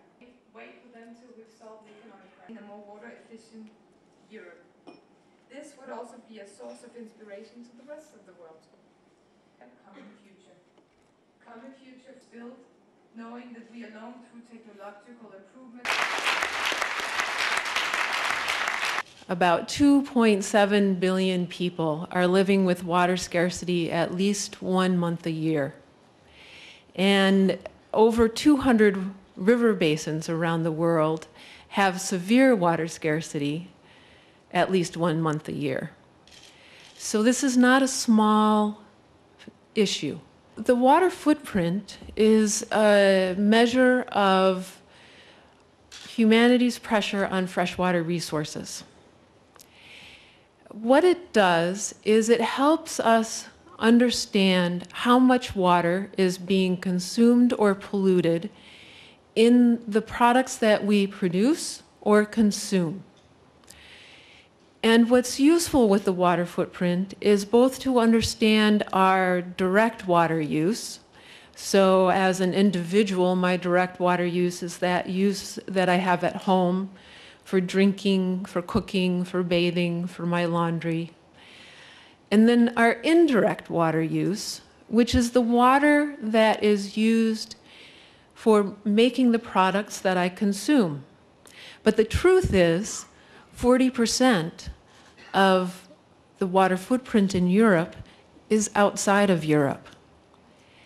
And so Europeans, all of us here, are actually linked directly to the watersheds, to the river basins in other parts of the world, and the water scarcity and the water pollution in those other river basins around the world. Europe has an opportunity because Europe has a large region that has a large water footprint distributed around the world. And so by standing strong in taking care of your water resources here within Europe, we can stand strong in taking care of water resources around the world. Water is life, and so without it, we're in trouble. And the truth is that we have not been taking care of the water. And those services that we get from healthy freshwater ecosystems aren't there for us anymore. And they're irreplaceable. And so not only are we completely dependent upon water, but the quality and the long-term possibility within freshwater ecosystems is completely dependent upon us.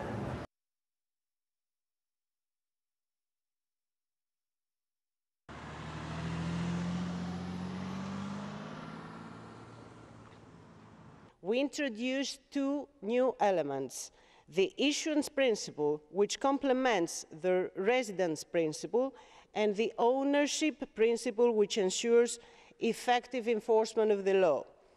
This is a financial transaction tax that can safely be introduced at the EU level or by certain member states without significant risk of relocation. And let's keep in mind that the cost of relocation will be much higher than the cost of compliance, also due to the very low rates. Let me underline that the clear precondition for an effective financial transaction tax is its wide scope, covering all transactions without exceptions. Exempting institutions from the scope of the tax could pose systemic risks and encourage risky strategies. Exempting would open a wide door for tax avoidance. Dear colleagues, I call you to support, with a big majority, this tax without exemptions, because it is one of the fairest and most effective tools in our efforts to exit from the crisis and ensure that it does not happen again, and because I believe that it is now time to give substance to our claim that the financial sector should be at the service of the real economy. Thank you very much, Mr. President.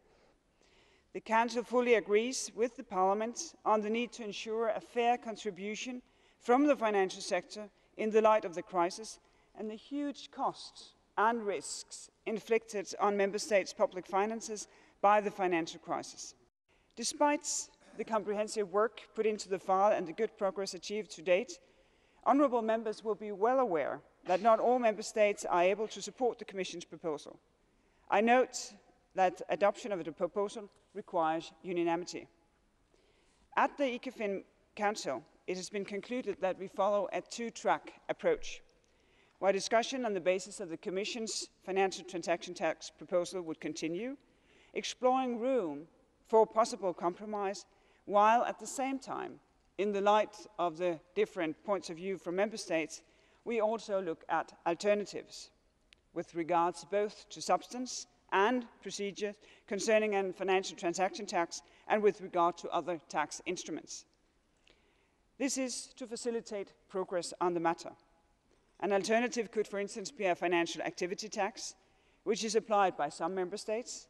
Another could be a transaction tax that builds on some elements of a stamp duty. I truly believe in all that an EU FTT has to offer. It will create a fairer tax system in which the financial sector makes a just contribution to public finances. It will act as a market-based instrument which incentivizes steady financial activity and deters high-risk speculation. And of course, the FTT will deliver substantial new revenues without asking any more of the ordinary citizens. The Commission would not support the exemption of UCITS and pension funds. We have defined a broad-based approach for tax neutrality to avoid distortions of competition and to encourage long-term conservative investments. The impact of the tax on pension funds should not be overstated. Si nous voulons éviter dans n'importe quel type de transaction, dans n'importe quel type de taxation des transactions financières, que surgissent des distorsions graves du marché intérieur, il faut que l'assise territoriale de cette taxe soit l'Union et rien que l'Union. Ni l'eurozone, ni un arrangement géographique alternatif ne saurait constituer l'assise adéquate, ni le cadre adéquat pour ceci. Seule l'Union a un marché intérieur.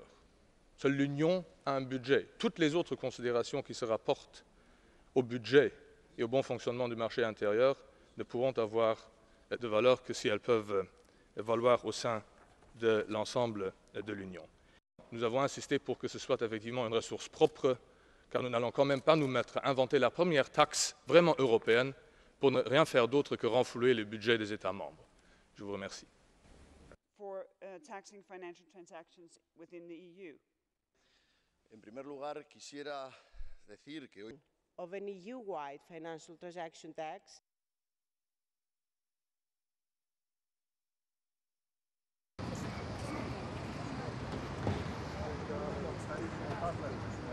FTT is needed for better transparency, to curb down speculation and in that way to decrease systematic risk, for better own resources and revenues, to encourage long-term investments, to cut down the pressure for other taxes, and to ensure fair contribution from financial sector. For this, the model it needs to have a model that delivers the targets. So that means it covers broadly both all markets and all financial instruments. Gostaria que fosse abrangesse todos os produtos sem exceções. Gostaria que ele servisse de base para o necessário reforço dos recursos próprios da União Europeia. No curto prazo, há que aceitar compromissos, mas há que não perder o sentido para onde temos de caminhar. E isso só se pode conseguir com uma clara identificação desses objetivos por parte deste Parlamento, por parte da Comissão e com grande espírito também de compromisso por parte do Conselho. Ich bin der Meinung, im Gegensatz zum Kommissar, dass wir Pensionsfonds in der Tat ausnehmen sollten, weil ich nicht einsehe, dass Sparer, die für ihr Alter Geld zurücklegen, bestraft werden sollen. Darüber hinaus sind natürlich noch einzelne Fragen bei der praktischen Umsetzung der Steuererhebung zu klären. Und last not least, es ist zu klären, wie die Einnahmen tatsächlich verwendet werden. Was geht an die EU und was geht an die einzelnen Mitgliedstaaten? Die globale Einführung der Steuer ist derzeit nicht durchsetzbar, das wissen wir. Eine EU-weite leider auch nicht. Das Veto Englands oder Großbritanniens vielmehr scheint nicht zu brechen zu sein. Der Vorschlag der Berichterstatterin, jetzt mit dem Mittel der verstärkten Zusammenarbeit voranzugehen, scheint mir nicht ausreichend. Wir würden in der Tat, wenn wir nur mit 9 oder 10 Staaten voranmarschieren, zu einer weiteren Zersplitterung in Europa führen. Das ist das, was wir nicht wollen. Hier schlagen wir vor, dass auch nicht ausgeführte Transaktionen in die Bemessungsgrundlage einbezogen werden, wenn praktisch die Zahl der nicht umgesetzten, nicht ausgeführten Aufträge 15-fach die ausgeführten übertragen. Damit hätte die Steuer auch eine bremsende Wirkung auf den Hochfrequenzhandel. Nun schlägt leider die EPP vor, dass in diesem Bereich die UCITS generell ausgenommen werden sollen. Den großen Markt der Investmentfonds auszunehmen, wäre ein schwerer Fehler. Das würde bedeuten, dass Banken einfach ein UCITS gründen können und über diesen Weg dann ihre nicht mehr steuerpflichtigen Geschäfte durchführen können. La proposition de la Commission est intéressante, elle est bonne, et je crois qu'elle doit être suivie. On ne doit pas essayer de l'affaiblir, déjà que la discussion est forte au Conseil et que les chances de voir ce texte aboutir comme nous le souhaitons, c'est-à-dire au niveau européen, au niveau de l'Union européenne, sont relativement faibles. Il me semble que la taxation des transactions financières doit également, dans ces conditions, couvrir les OPCVM et les fonds de pension, et que le niveau d'intervention où nous pourrons lancer cette proposition sera le bon niveau d'intervention, et que la question des risques doit être évaluée à l'échelle globale et pas uniquement toujours pour protéger les mêmes. Une partie de la montée des inégalités qui met en péril la stabilité politique de nos pays est liée à l'absence de rentrée fiscale depuis un certain nombre d'années. C'est un problème majeur. Et par rapport à cette question, je dirais que les modalités d'introduction de la taxe sur des transactions financières sont secondaires et qu'il y a toujours des manœuvres consistant à s'attaquer à des petits détails, à essayer d'exempter telle ou telle catégorie, à essayer de faire échapper tel ou tel pays et de ne pas voir ce qui se passe en ce moment dans nos sociétés, qui est une montée des inégalités scandaleuse liée au fait que de grandes entreprises et des individus riches ne payent plus d'impôts. Merci. Der er blevet sagt, at en FTT nødvendigvis skal være global for at være holdbar. Men faktum er jo, at en række lande hele verden over allerede har en form for transaktionsskat. For eksempel Storbritannien, Sydkorea, Schweiz, Indien, Hongkong og Sydafrika. Det eksisterer, og det eksisterer på en effektiv måde. Der er også blevet sagt, at en FTT nemt kan omgås. Men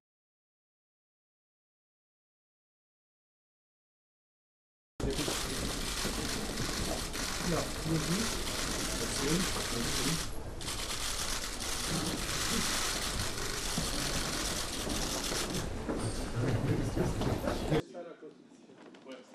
faut dire que c'est seulement moi et le communiste. Allez, j'en prie. Vous êtes là dans cette...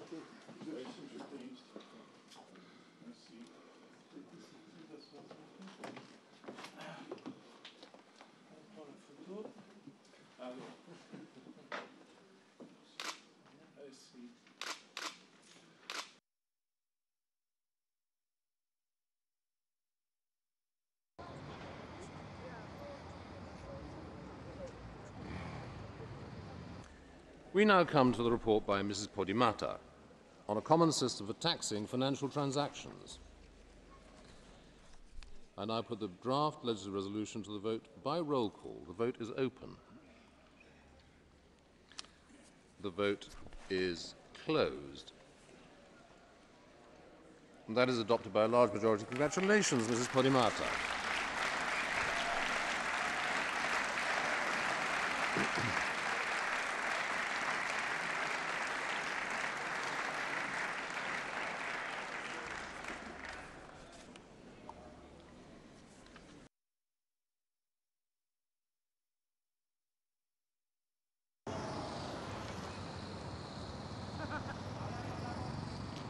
The next item is the vote on the report by Mr. Romeva Irueda on bluefin tuna in the East Atlantic and Mediterranean.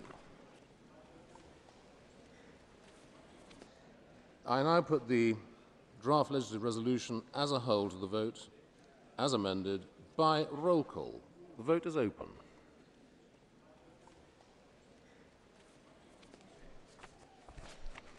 The vote is closed. and that is adopted by a substantial majority. Congratulations, Mr. Roy-Reda.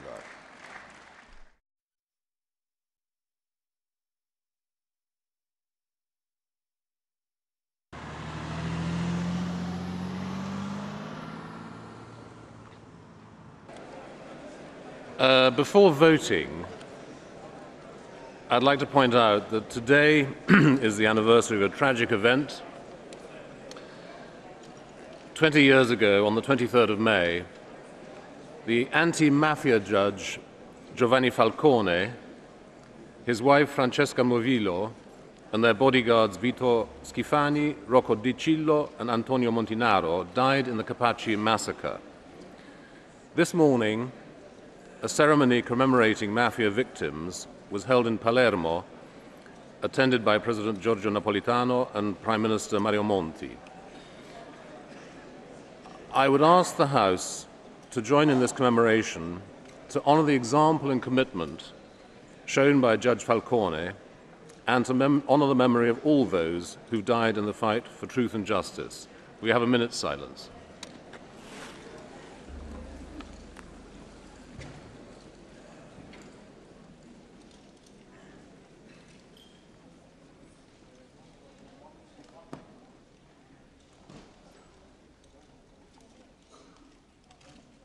Thank you.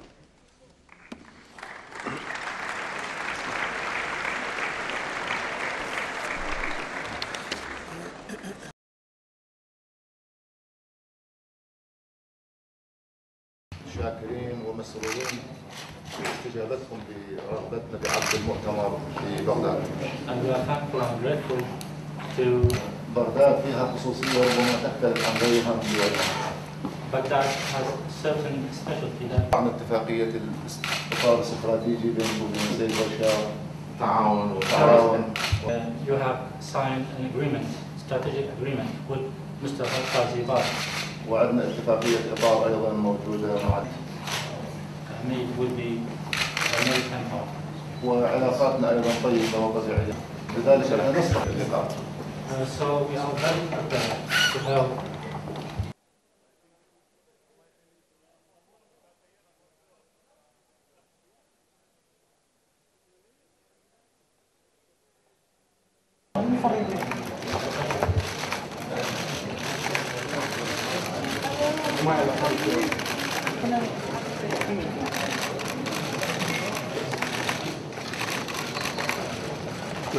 حبيبي استنك بعد نتحرك اخوان.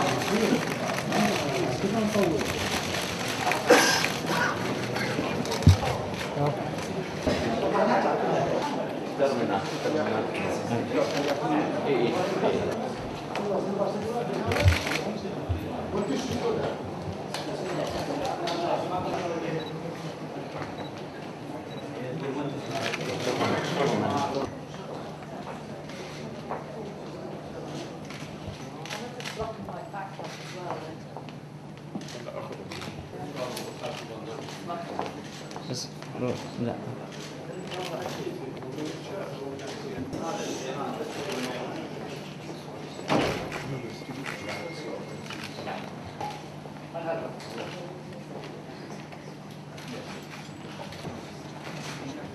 Come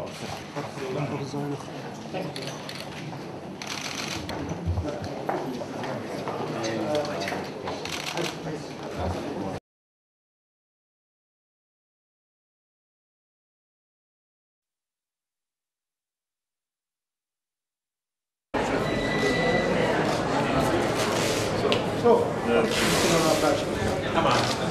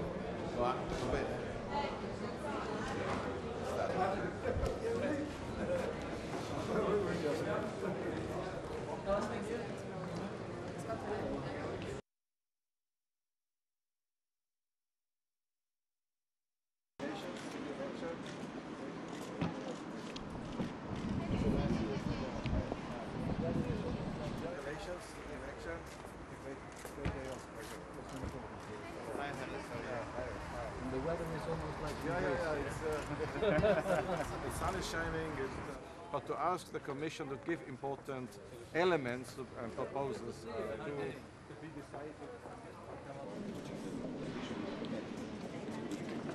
We just decided to the majority of the time.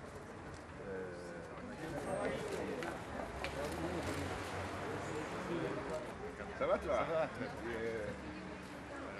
En bonne forme depuis quand j'ai eu la dernière fois. Parce que campaigning hardly. That's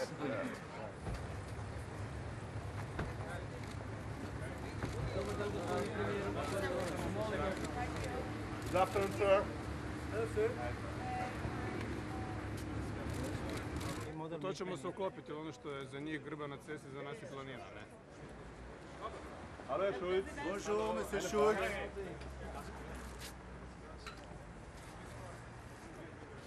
Monsieur le Président.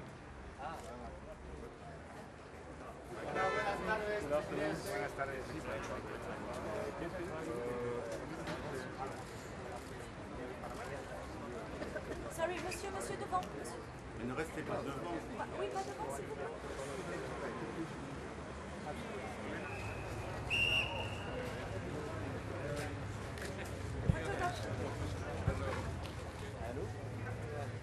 Allô?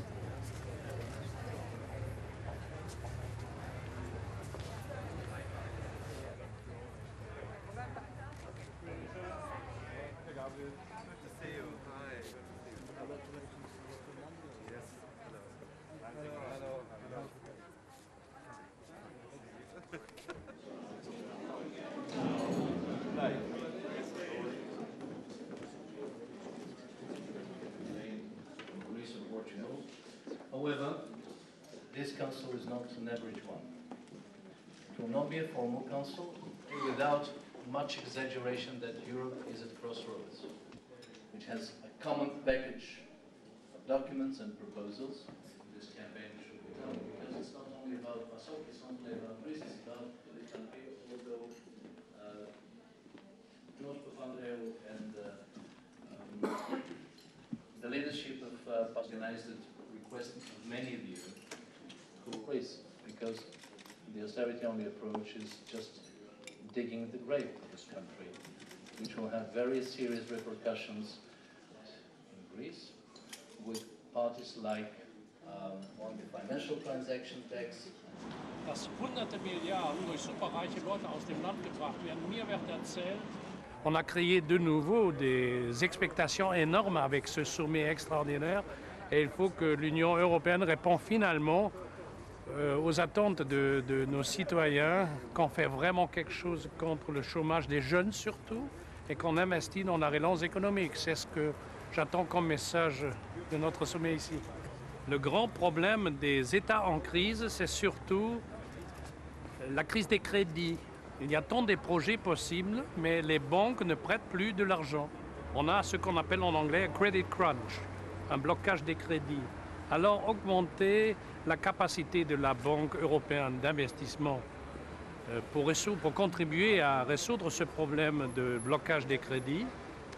Peut-être aussi un système de microcrédits et un système de l'augmentation de le partenariat privé-public.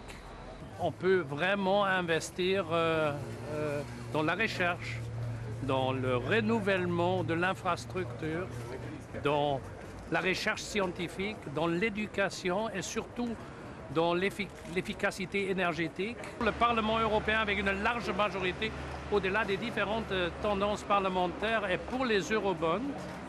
Aujourd'hui, juste il y a quelques minutes, le Parlement a de nouveau voté avec une écrasante majorité pour la taxe des transactions financières.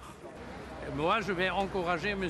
Cameron comme hôte des Jeux olympiques, y participer, c'est l'objectif principal, comme a dit Pierre de Coubertin.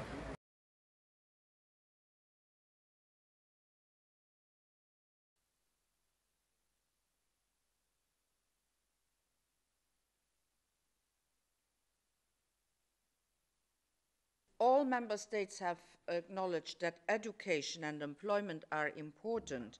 Not all have addressed the important question of housing and of health care. And this is a weak point, because those are areas where really national action is needed. Just one figure: the health expectancy of Roma people is 10 years less than the health expectancy of the average European citizens. The research done by the World Bank suggests that a full Roma integration could be worth around $500 million a year to the economies of some countries by improving productivity, by cutting welfare bills, and by boosting tax receipts. Now, I think we have to stop to look at the Roma integration question only from the point of view of costs. We have to look at it from the point of view of benefit to society. I would like to highlight in particular two areas where further work is needed in almost all member states and where EU support can play a crucial role, which is funding and monitoring. As regards funding, national political commitments has to be expressed in terms of national budgetary allocations. However, EU structural funds, the European Social Fund, the European Regional Development Fund and the European Rural Development Fund can be mobilized to boost these national efforts.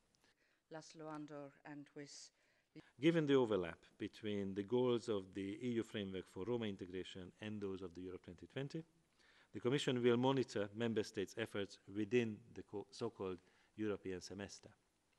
National reform programs are also scrutinized by the Commission for coherence with national Roma integration strategies, and this analysis will be reflected in the reports on individual Member States. From the beginning, we said that it's an economic plan, and what we need next to it is a complete, clear anti-discrimination fight for the rights of the Roma and all those vulnerable groups who are suffering of discrimination. And for this, the Commission last year made a huge step by looking again at the implementation of the Race Directive, and I would like to strengthen you on the side of the Parliament to tell you how much we are supporting you in looking at the Race Directives again and using it for strengthening the equality of these groups in Europe. Yeah, okay. You make the report, we stand up. Each one report.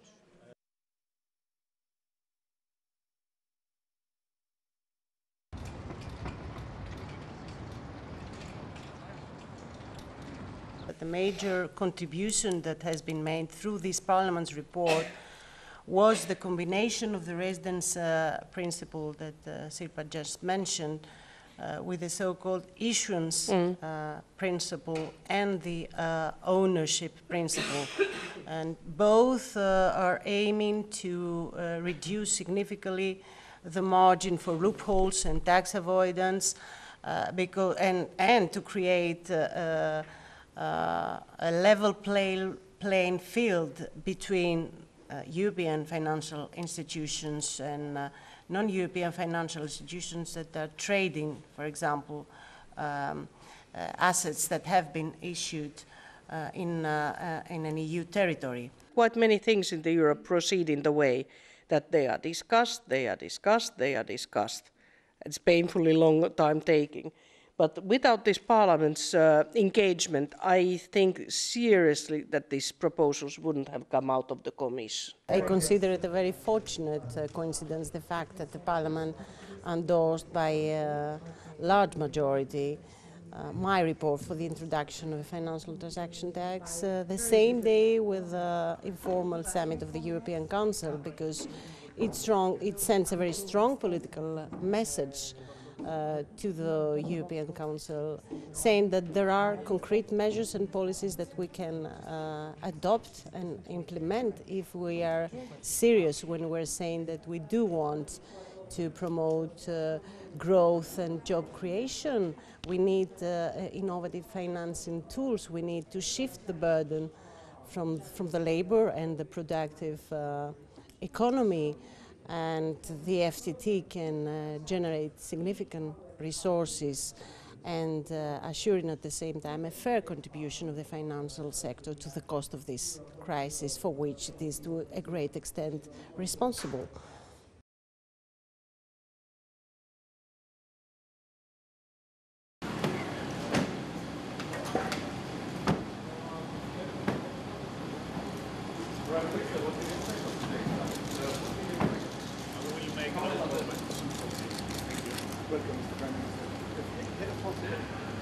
Les formalités d'abord. Oui, d'accord. Voilà. Est-ce que je dois dire mes félicitations? C'est une situation plutôt exceptionnelle.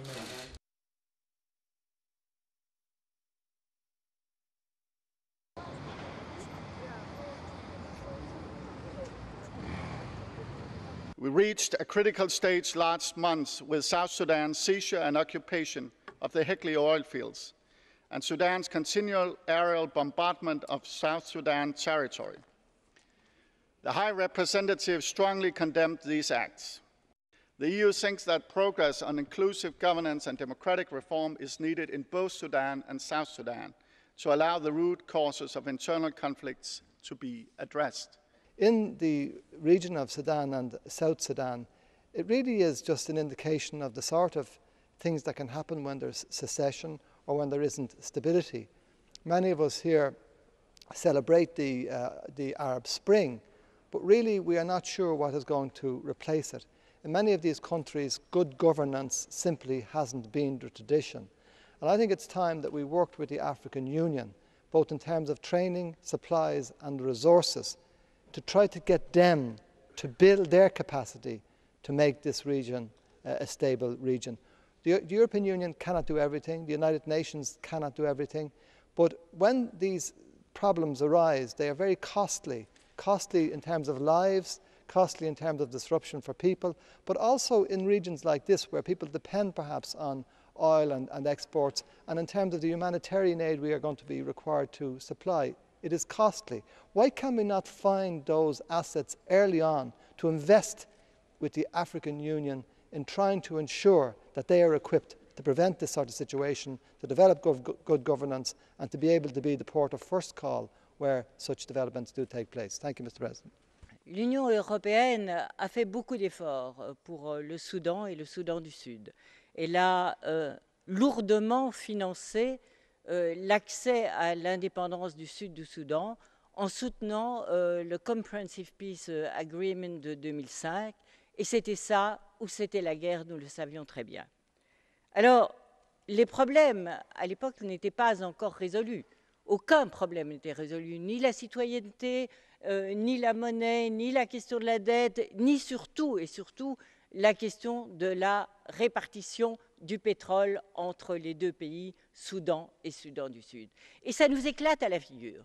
Mais ce qui nous éclate à la figure et qui m'inquiète encore bien plus, c'est qu'en un an, depuis un an, c'est la Chine qui, sur le plan international, parce qu'elle contrôle toute la filière pétrolière, depuis l'exploitation jusqu'aux raffineries, et qu'elle achète le pétrole, et on dirait que tout à coup, l'Union européenne qui a tant fait a quelque part disparu de la scène. Vorrei che l'Europa, al di là e oltre all'aiuto umanitario, svolgesse una politica più impegnata a sostegno dell'Unione africana. E questo non tanto in opposizione alla presenza o all'influenza cinese nell'area, ma per rafforzare l'importanza della politica panafricana e fare in modo che l'Africa appartenga un po' di più agli africani. Cuando Estados Unidos, Israel y después la Unión Europea apoyó, financió la secesión de Sudán sin resolver previamente y conjuntamente entre los futuros estados el contencioso de los 2.000 kilómetros de frontera y la extracción de crudo y su transporte, se sabía lo que íbamos. ¿Es que alguien se extraña ahora del conflicto? Si se apoyó fundamentalmente este conflicto porque se estaba detrás de una operación geoestratégica de Occidente, cuyo único objetivo era el resolver, el sustraer del control árabe de la zona más rica del Sudán del petróleo para que fueran ligadas a los estados prooccidentales del este de África. Como siempre, Occidente y el petróleo. ¿Dónde está la pobreza? ¿Cuál era la importancia de Occidente?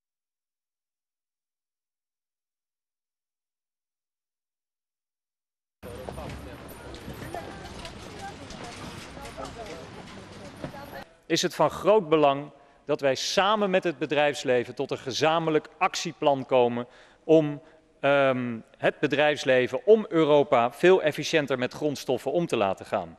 Gezamenlijk, want er moet infrastructuur worden aangepast, er moet regelgeving worden vereenvoudigd en aangepast, maar ook bedrijven moeten zich realiseren dat zij veel moeten doen om efficiënter te produceren. Tweede topprioriteit, voorzitter, is dat we echt moeten naar een interne markt voor recycling en hergebruik. Het moet makkelijker zijn om afval waar waardevolle grondstoffen in zitten, om die over de grens te verspreiden. En daaraan gekoppeld zit ook het fiscaal stimuleren van het gebruik van secundaire grondstoffen. Secundaire grondstoffen moeten uiteindelijk goedkoper zijn dan primaire en daar is ook fiscale stimulering voor nodig.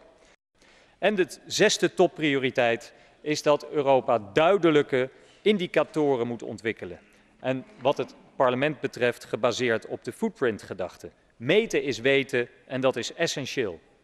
Meneer de voorzitter, naarmate ik langer aan dit onderwerp heb gewerkt, heb ik gemerkt dat dit niet vooral een milieuagenda is. Dit is een economische agenda. Wij moeten efficiënter met grondstoffen omgaan om onze economie in de toekomst overeind te houden. Ik noemde al de honderden miljarden euro's die het jaarlijks het bedrijfsleven extra kost door de stijging van de grondstoffenprijzen. Governance is the key element of the strategy because resource efficiency is an integration agenda. And EU member states have a key role to play in bringing about the necessary changes. Integration of resource efficiency in the European semester will ensure that member states are moving along a sustainable path. We will also launch a process to define the appropriate targets with solid, effective and science-based indicators with a view to agree on a lead indicator, a dashboard, thematic indicators by 2013. L'Unione Europea deve mantenere la sua leadership a livello globale nella tutela dell'ambiente e promuovere con il commercio l'utilizzo di beni, servizi, tecnologie verdi nei paesi terzi per una crescita mondiale che sia realmente sostenibile. Occorre spingere, e concludo, in particolare nei confronti dei paesi terzi. Tydliga, mätbara och verifierbara mål samt indikatorer och åtgärder, däribland specifika syften och konkreta lagstiftningsinitiativ, understödda av medel och de finansieringsmekanismer som behövs. Detta är en viktig fråga också i samband med detta. We also call for increased coordination between various EU funds to achieve resource efficiency, and again there are proposals to harmonise structural funds in the future. The committee also called for greater coordination between local authorities and regions, because at the end of the day it's often local authorities and regions who will have to deliver these projects. De hogere grondstofprijzen hebben een winst gekost van 2,5 miljard vorig jaar. Ook daarin een multinational die aangeeft dat de uitdaging van de toekomst wordt: hoe gaan wij om met het schaarser worden van onze natuurlijke hulpbronnen? Dat is de agenda. Dat is niet alleen een groene agenda, dat is juist ook een economische agenda. Betekent dat alle bedrijven er op dit moment heel erg mee bezig zijn? Onderzoek toont aan dat in Nederland slechts 1 op de 5 bedrijven bezig is met een strategie hoe om te gaan met die hogere grondstofprijzen. Slechts 1 op de 5. Kortom, de bedrijven zijn nog onvoldoende bewust van de noodzaak om echt eens goed te gaan kijken hoe gaan wij om met onze natuurlijke hulpbronnen. Daar gaat het om. Děkuji vám, pane předsedající, pane komisaři, kolegyně, kolegové. Dovolte i mě, abych kolegovi Gebrandimu poděkoval za jeho zprávu. Šetření zdrojů a jejich efektivní využívání je jistě cílem nás všech. Zpráva ale obsahuje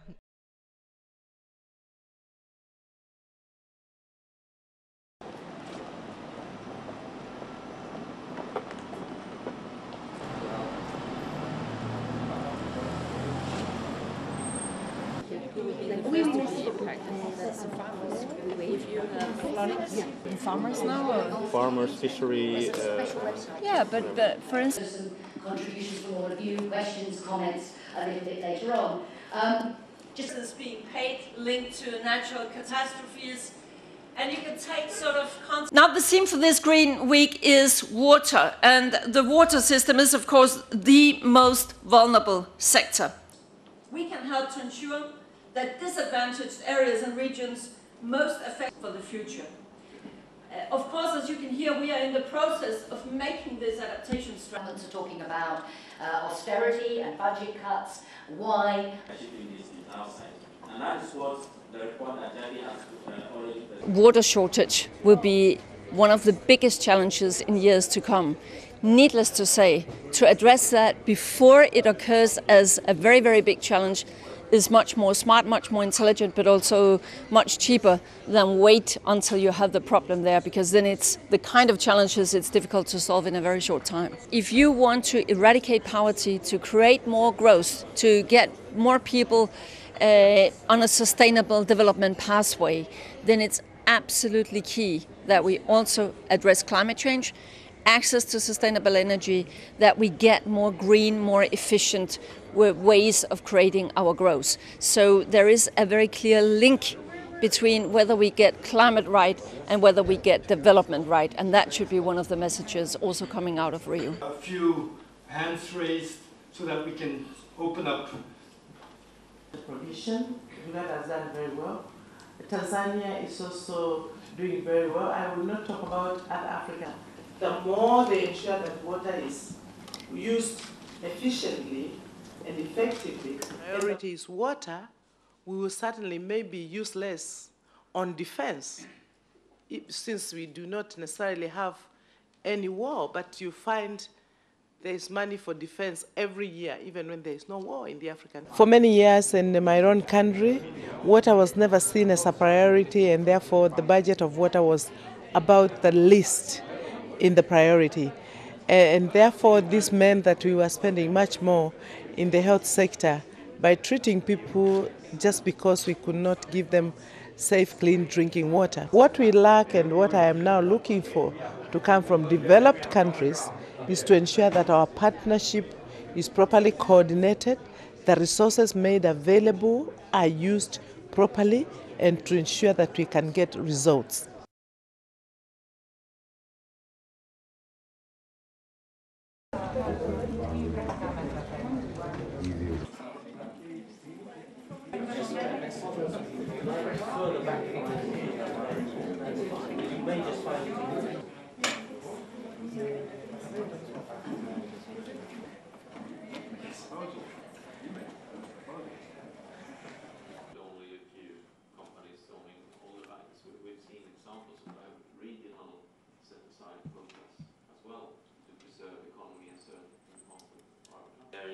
Since 1994.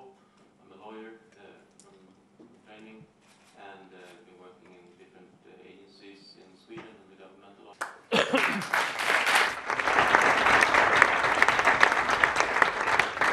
I think by witnessing from the outside in the past all discussions and debates and controversies and even hot debates on the fishery policy have been perceived as a debate between two camps.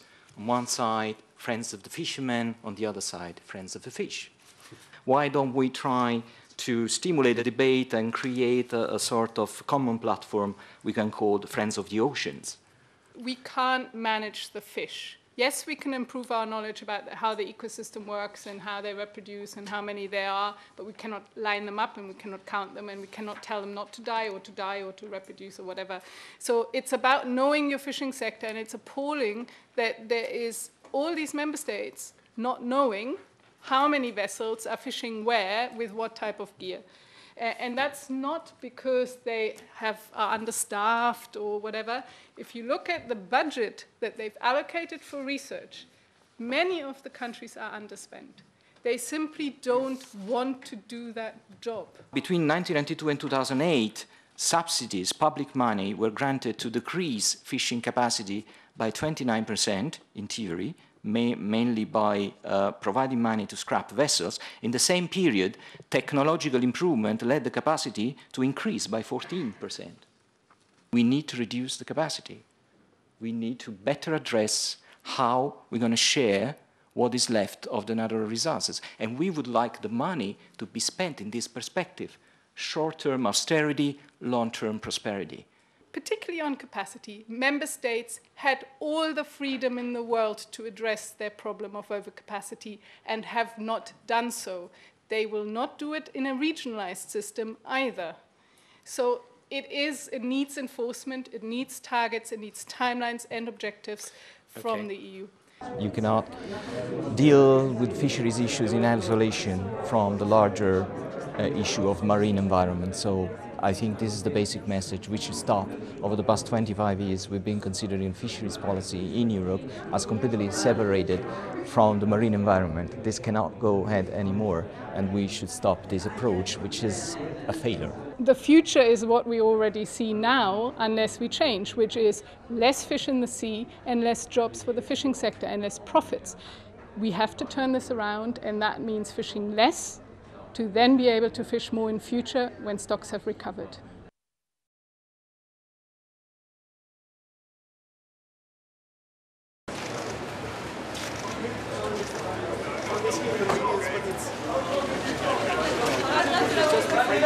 President for the first time. Canada. Prime Minister welcoming President. Now my back is killing me. Prime Minister welcoming President. Now my back is killing me.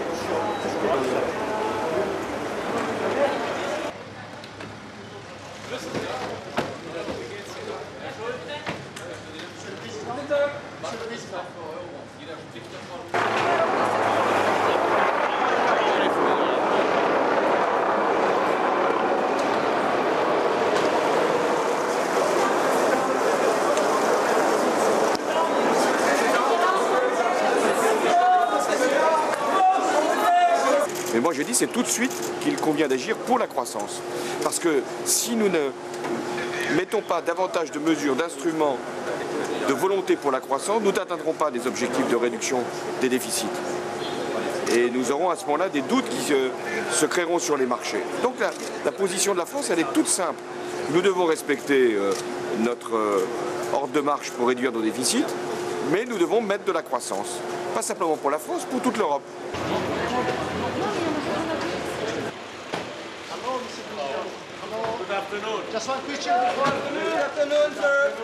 Je crois que la Grèce est bien conseillée de tenir parole. La Grèce a signé un accord avec les États membres de l'Union européenne et le Fonds monétaire international. Et il faut que les deux côtés gardent leur position. Merci.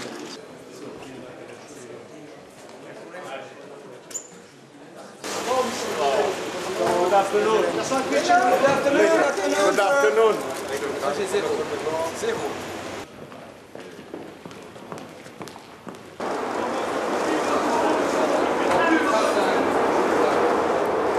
Wir müssen dafür Sorge tragen, dass auch im Bereich der Dienstleistungen der Binnenmarkt gut funktioniert.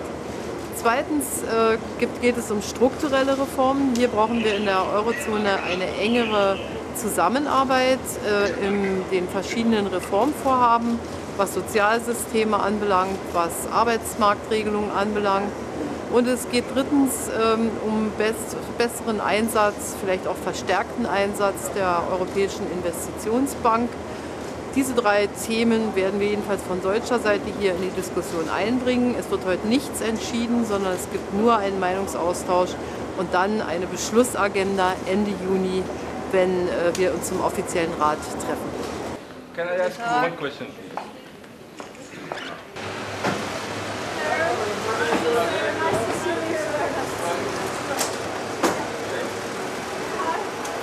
Danmarks formandskab har fra dag 1 handlet om job og vækst i Europa, og jeg tror alle kan se, at vi har gjort en konkret forskel for at sætte vækst på dagsordenen. Vi har ikke holdt det eneste topmøde, hvor vi ikke har diskuteret job og vækst. Vi er godt i gang med at skabe resultater. Så sent som i går fik vi en aftale om pilotprojektobligationer med Europaparlamentet. Det er et godt, konkret resultat. Så vi har gjort meget, og det er det, der tæller, når det skal måles op, hvad Danmark har kæmpet for i forhold til væksten. Auf die Rechtslage hin, die Verträge Bonjour.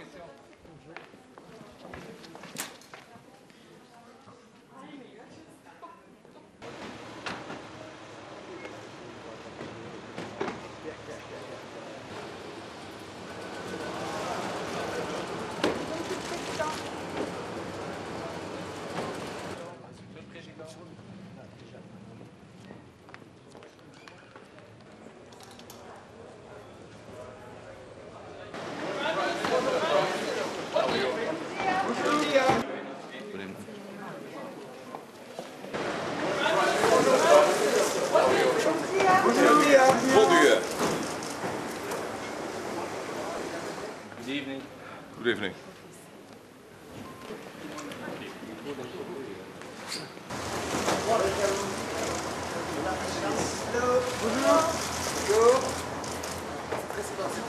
Good evening. Can I take care of that? Please.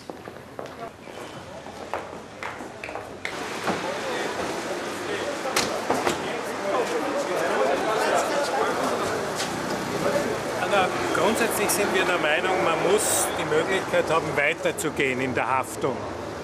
Wie die Eurobonds dann ausgestaltet sind und in welchem Ausmaß, etwa Jean-Claude Juncker hat ja einen sehr guten Vorschlag gemacht, das muss noch diskutiert werden. Zuerst kommt die Fiskaldisziplin und dann muss man den nächsten Schritt gehen, weil es geht darum, dass wir weniger Zinsen bezahlen.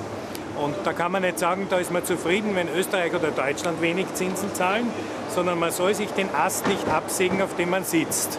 Und der Export ist für Österreich, Deutschland, für alle diese Länder sehr wichtig. Und der Export ist ja bekanntlich in Europa stark. Wir gewinnen ja nicht in den Märkten außerhalb Europas. Also ist das eine sehr wichtige Diskussion, die wir zu führen haben.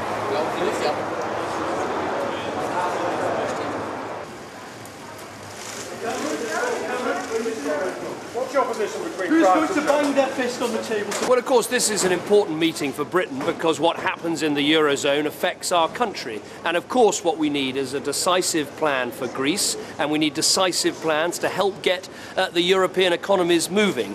But if we're not going to keep coming back and back to meetings like this, we also need to deal with some of the longer-term issues at the heart of running a successful single currency, having a bank that gets behind that single currency, having coherent long-term plans to make sure that single currency is coherent. We have to address those issues too, or these crises will keep reoccurring. Good evening. Good evening.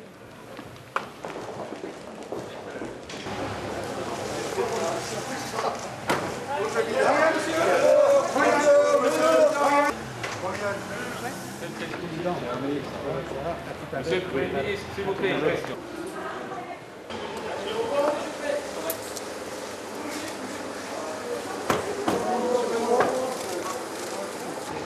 Ja, gaat u frontvormen samen met de Nederlanden? Als u weet, sinds mijn aantreden in december pleit ik voor een relance en groeistrategie. Vandaag zijn verschillende landen die willen ook een relance en groeistrategie. Vandaag hebben we nodig om concreet maatregelen op tafel te leggen. En in het bijzonder we moeten verbieden de depositobanken te speculeren met het geld van de spaarden. We moeten de KMO's vlotter toegang krijgen tot financiering.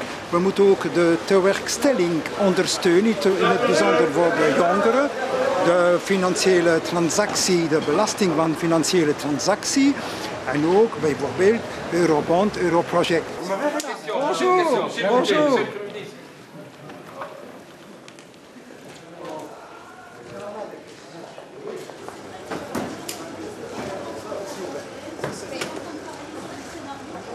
Good afternoon. Thank you.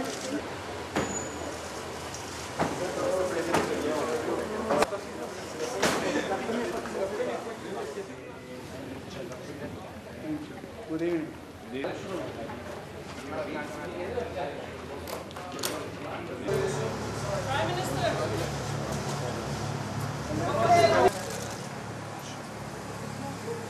preparare piani di contingenza per un'uscita. Come sapete l'Italia ha contribuito con idee da tempo su questi temi. Consideriamo la crescita prioritaria, fermo restando l'impegno alla disciplina di bilancio, ma ormai occorre più crescita anche per rispettare, questo vale per tutti i paesi, in modo durevole la disciplina di bilancio.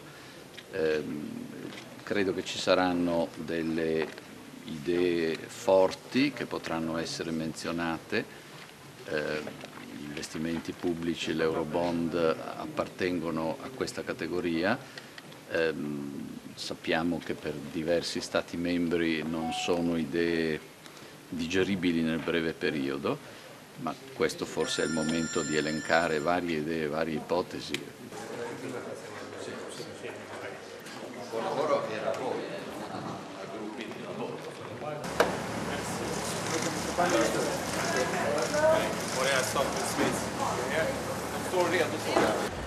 The Eurozone is moving in the right direction. You can actually see the former huge deficits now shrinking, even though it needs to go further. I'm very skeptical about Eurobonds because I think it's wrong in both ends. It creates an atmosphere where the good behaviors are punished and the ones that should do more will get some relief. So I think it's wrong kind of signals in both ends.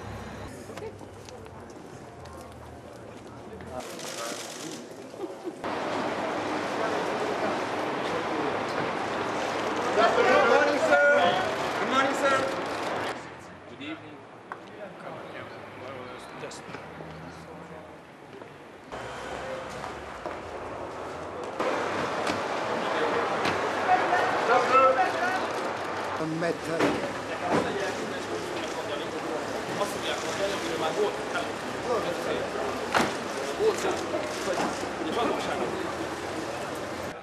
Good evening.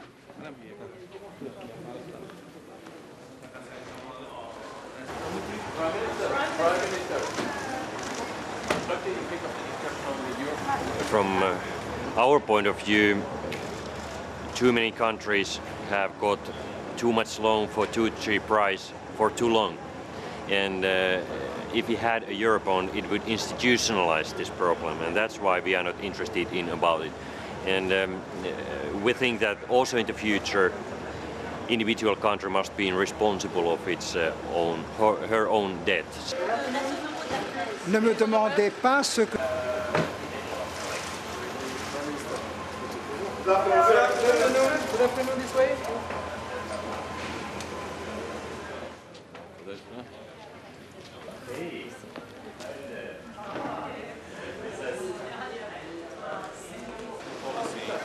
To be able to create the atmosphere for growth, and I will definitely support her.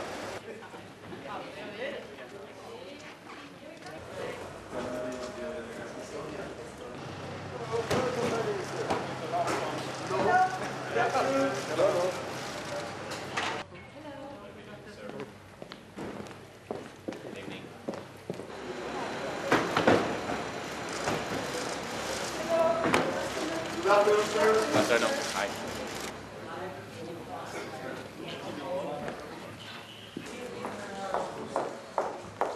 Ik begrijp dat men zo praat. Ik snap ook dat men het sneller wil gaan. Het is ook een proces wat stap voor stap gaat. Het is ingewikkeld. Dit los je niet zomaar op. Het is gewoon hard werken. Maar als je kijkt met 2 jaar geleden vergelijkt, hoe toen bijvoorbeeld landen als Portugal en Ierland ervoor stonden. Die keken over de rand van de afgrond en die zijn daarvan weg. Italië en Spanje hebben nu weer regeringen. En zeker in Italië, maar ook in Spanje, hoe moeilijk het daar ook gaat, worden hele moeilijke maatregelen genomen. We hebben de banken herkapitaliseerd. We hebben de vangnetten gespannen in de vorm van de noodfondsen die nodig zijn om de voor u en mij zo belangrijke munt overeind te houden. Dat is allemaal gebeurd. We zijn er nog lang niet. Er moet nog heel veel gebeuren. Daar gaat het ook vandaag over. Hoe komt die groei er? Zonder dat het ten koste gaat van de begrotingstekorten. Maar er is heel veel gebeurd.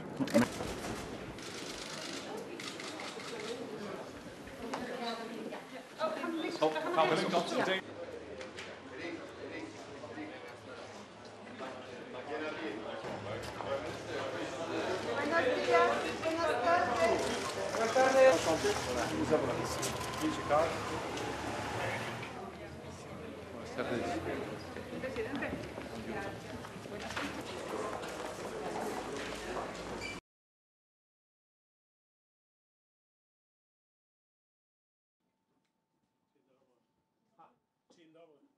dobry, Herr Premierminister.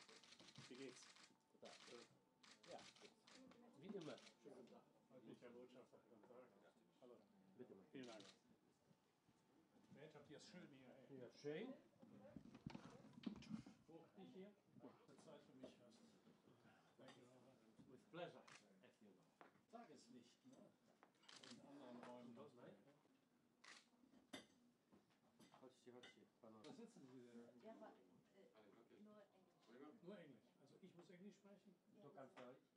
Ich kann Deutsch sprechen. Verstehe. Ich kann das nicht.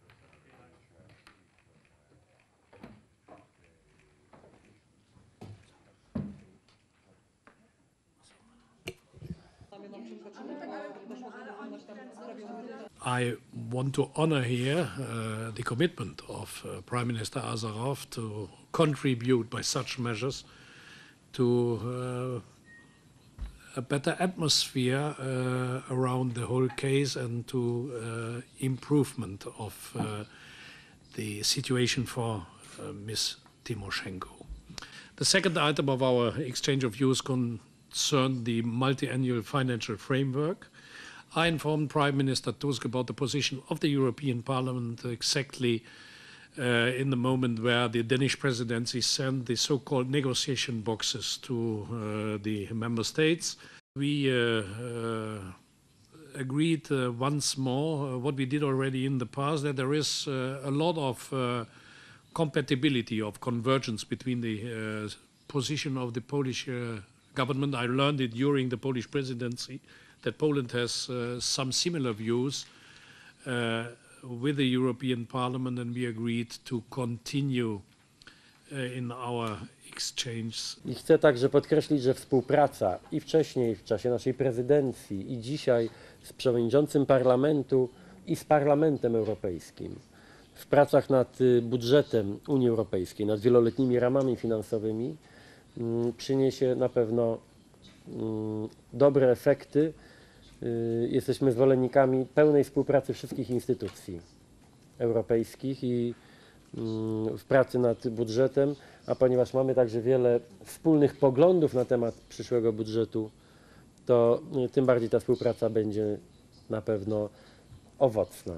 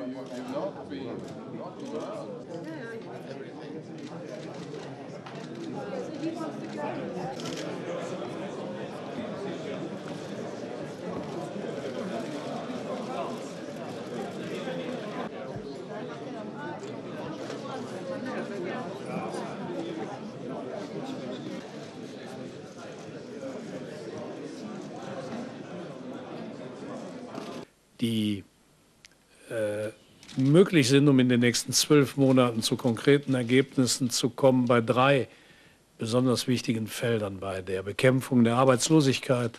Ich glaube, dass die Jugendarbeitslosigkeit, die in einigen Ländern der Europäischen Union herrscht, dramatisch ist, und sie ist auch demokratiebedrohend. Dass diese Disparitäten in der Entwicklung zumindest diskutiert werden müssen. Als Disziplin und J'ai proposé un pacte des 3 institutions, du Parlement, du Conseil et de la Commission, pour appliquer ces mesures qu'on peut appliquer pendant les 12 mois qui viennent, parce que je crois que nos citoyennes attendent des résultats très concrets. Ça concerne la taxe des transactions financières, ça concerne les eurobonds, tous les deux soutenus avec une large majorité au Parlement européen. Je crois que le blocage des crédits pour les petites et moyennes entreprises, il faut le terminer immédiatement, parce que ça, c'est un des plus grands obstacles pour la croissance. Et la lutte contre le chômage, surtout des jeunes, est un devoir primordial pour les 3 institutions. C'est ce que j'ai proposé.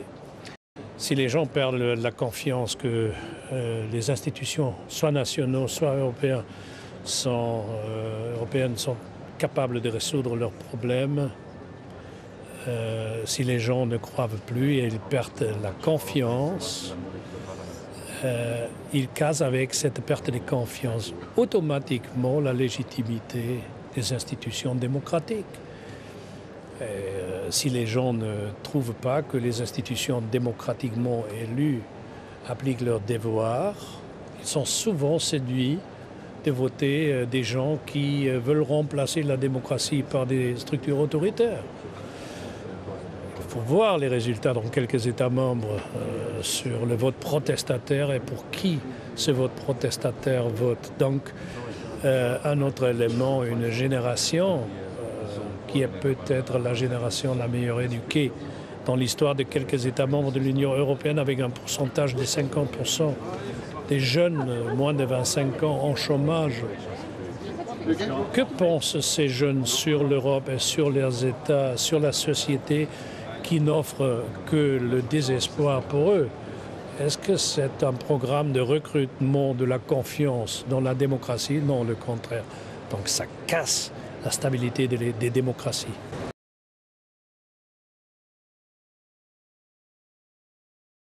For this time about agree it is a turning point, because we have other strong politicians with other ideas.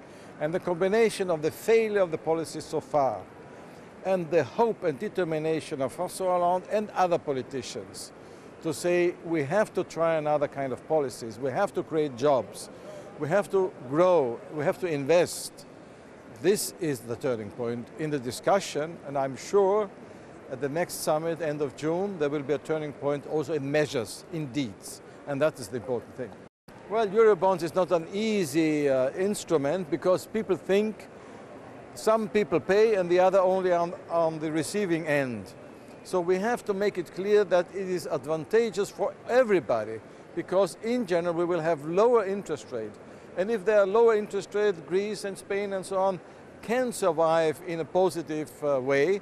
We need to pay less for them because they have lower interest rates. So finally, also for Germany, for Austria, for Luxembourg, for Netherlands, it would be an advantage, even if maybe a slight rise in the interest rate would be the effect. but finally all these countries would pay less to Greece and the other countries.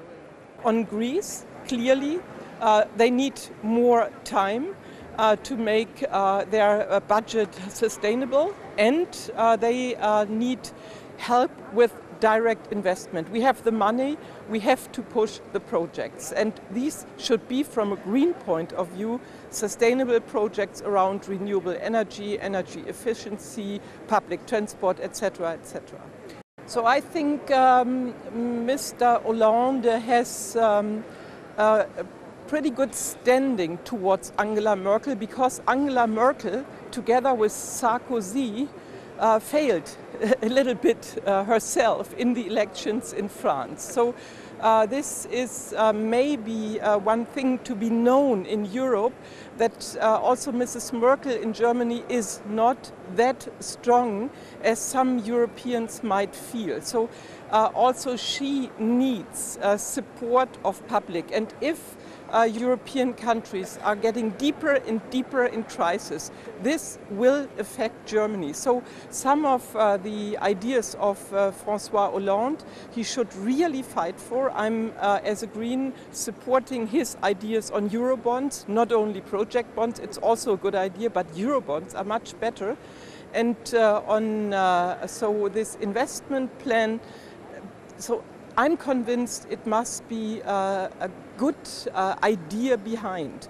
Turning point, from my green point of view, should be a turning point into a green direction, so sustainable development, greening the economy, achieving jobs for the future. This, from my point of view, would make sense, and we are supporting Hollande on Eurobonds and on sustainable investment.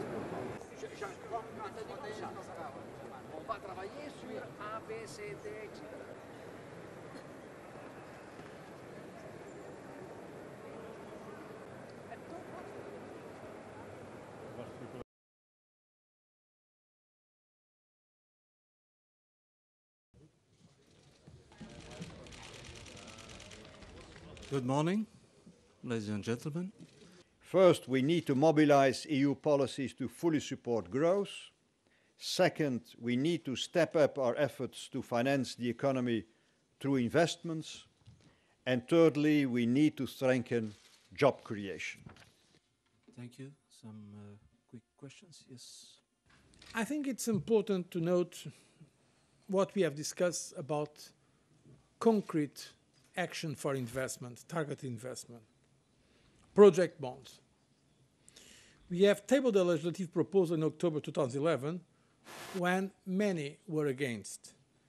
That's why I really welcome the fact that yesterday we had already an agreement between the Council and the Parliament to launch a pilot phase for project bonds. As you know, we have put forward the concept of project bonds for the next multi-financial framework. But even before the new multi-financial framework enters into force, we believe it is important to have this pilot phase. And I'm happy that today this project bonds idea was endorsed at the level of heads of state and government, other European instruments. The message that we send today is clear. We will stand by Greece while Greece stands by its commitments. There is a democratic process taking place in Greece. Of course, we respect the democratic process. Let's wait for the people of Greece to have their say on the 17th of June. And we will not let ourselves be derailed by those who want to promote speculative scenarios. Let's wait by the will of the Greek people. The European Council sent a clear message to Greece. So for the Eurobonds, it was briefly touched upon by several members of the European Council in different directions. But let me put it also very clear here. It was mentioned in the framework of deepening the monetary and economic union. There's nobody was asking for an immediate introduction of all this. This will take time. It is the end of a process. We have to consider what the legal implications of all this are. So we discussed it in this specific chapter of a long-term project longer term project of deepening the monetary and economic union.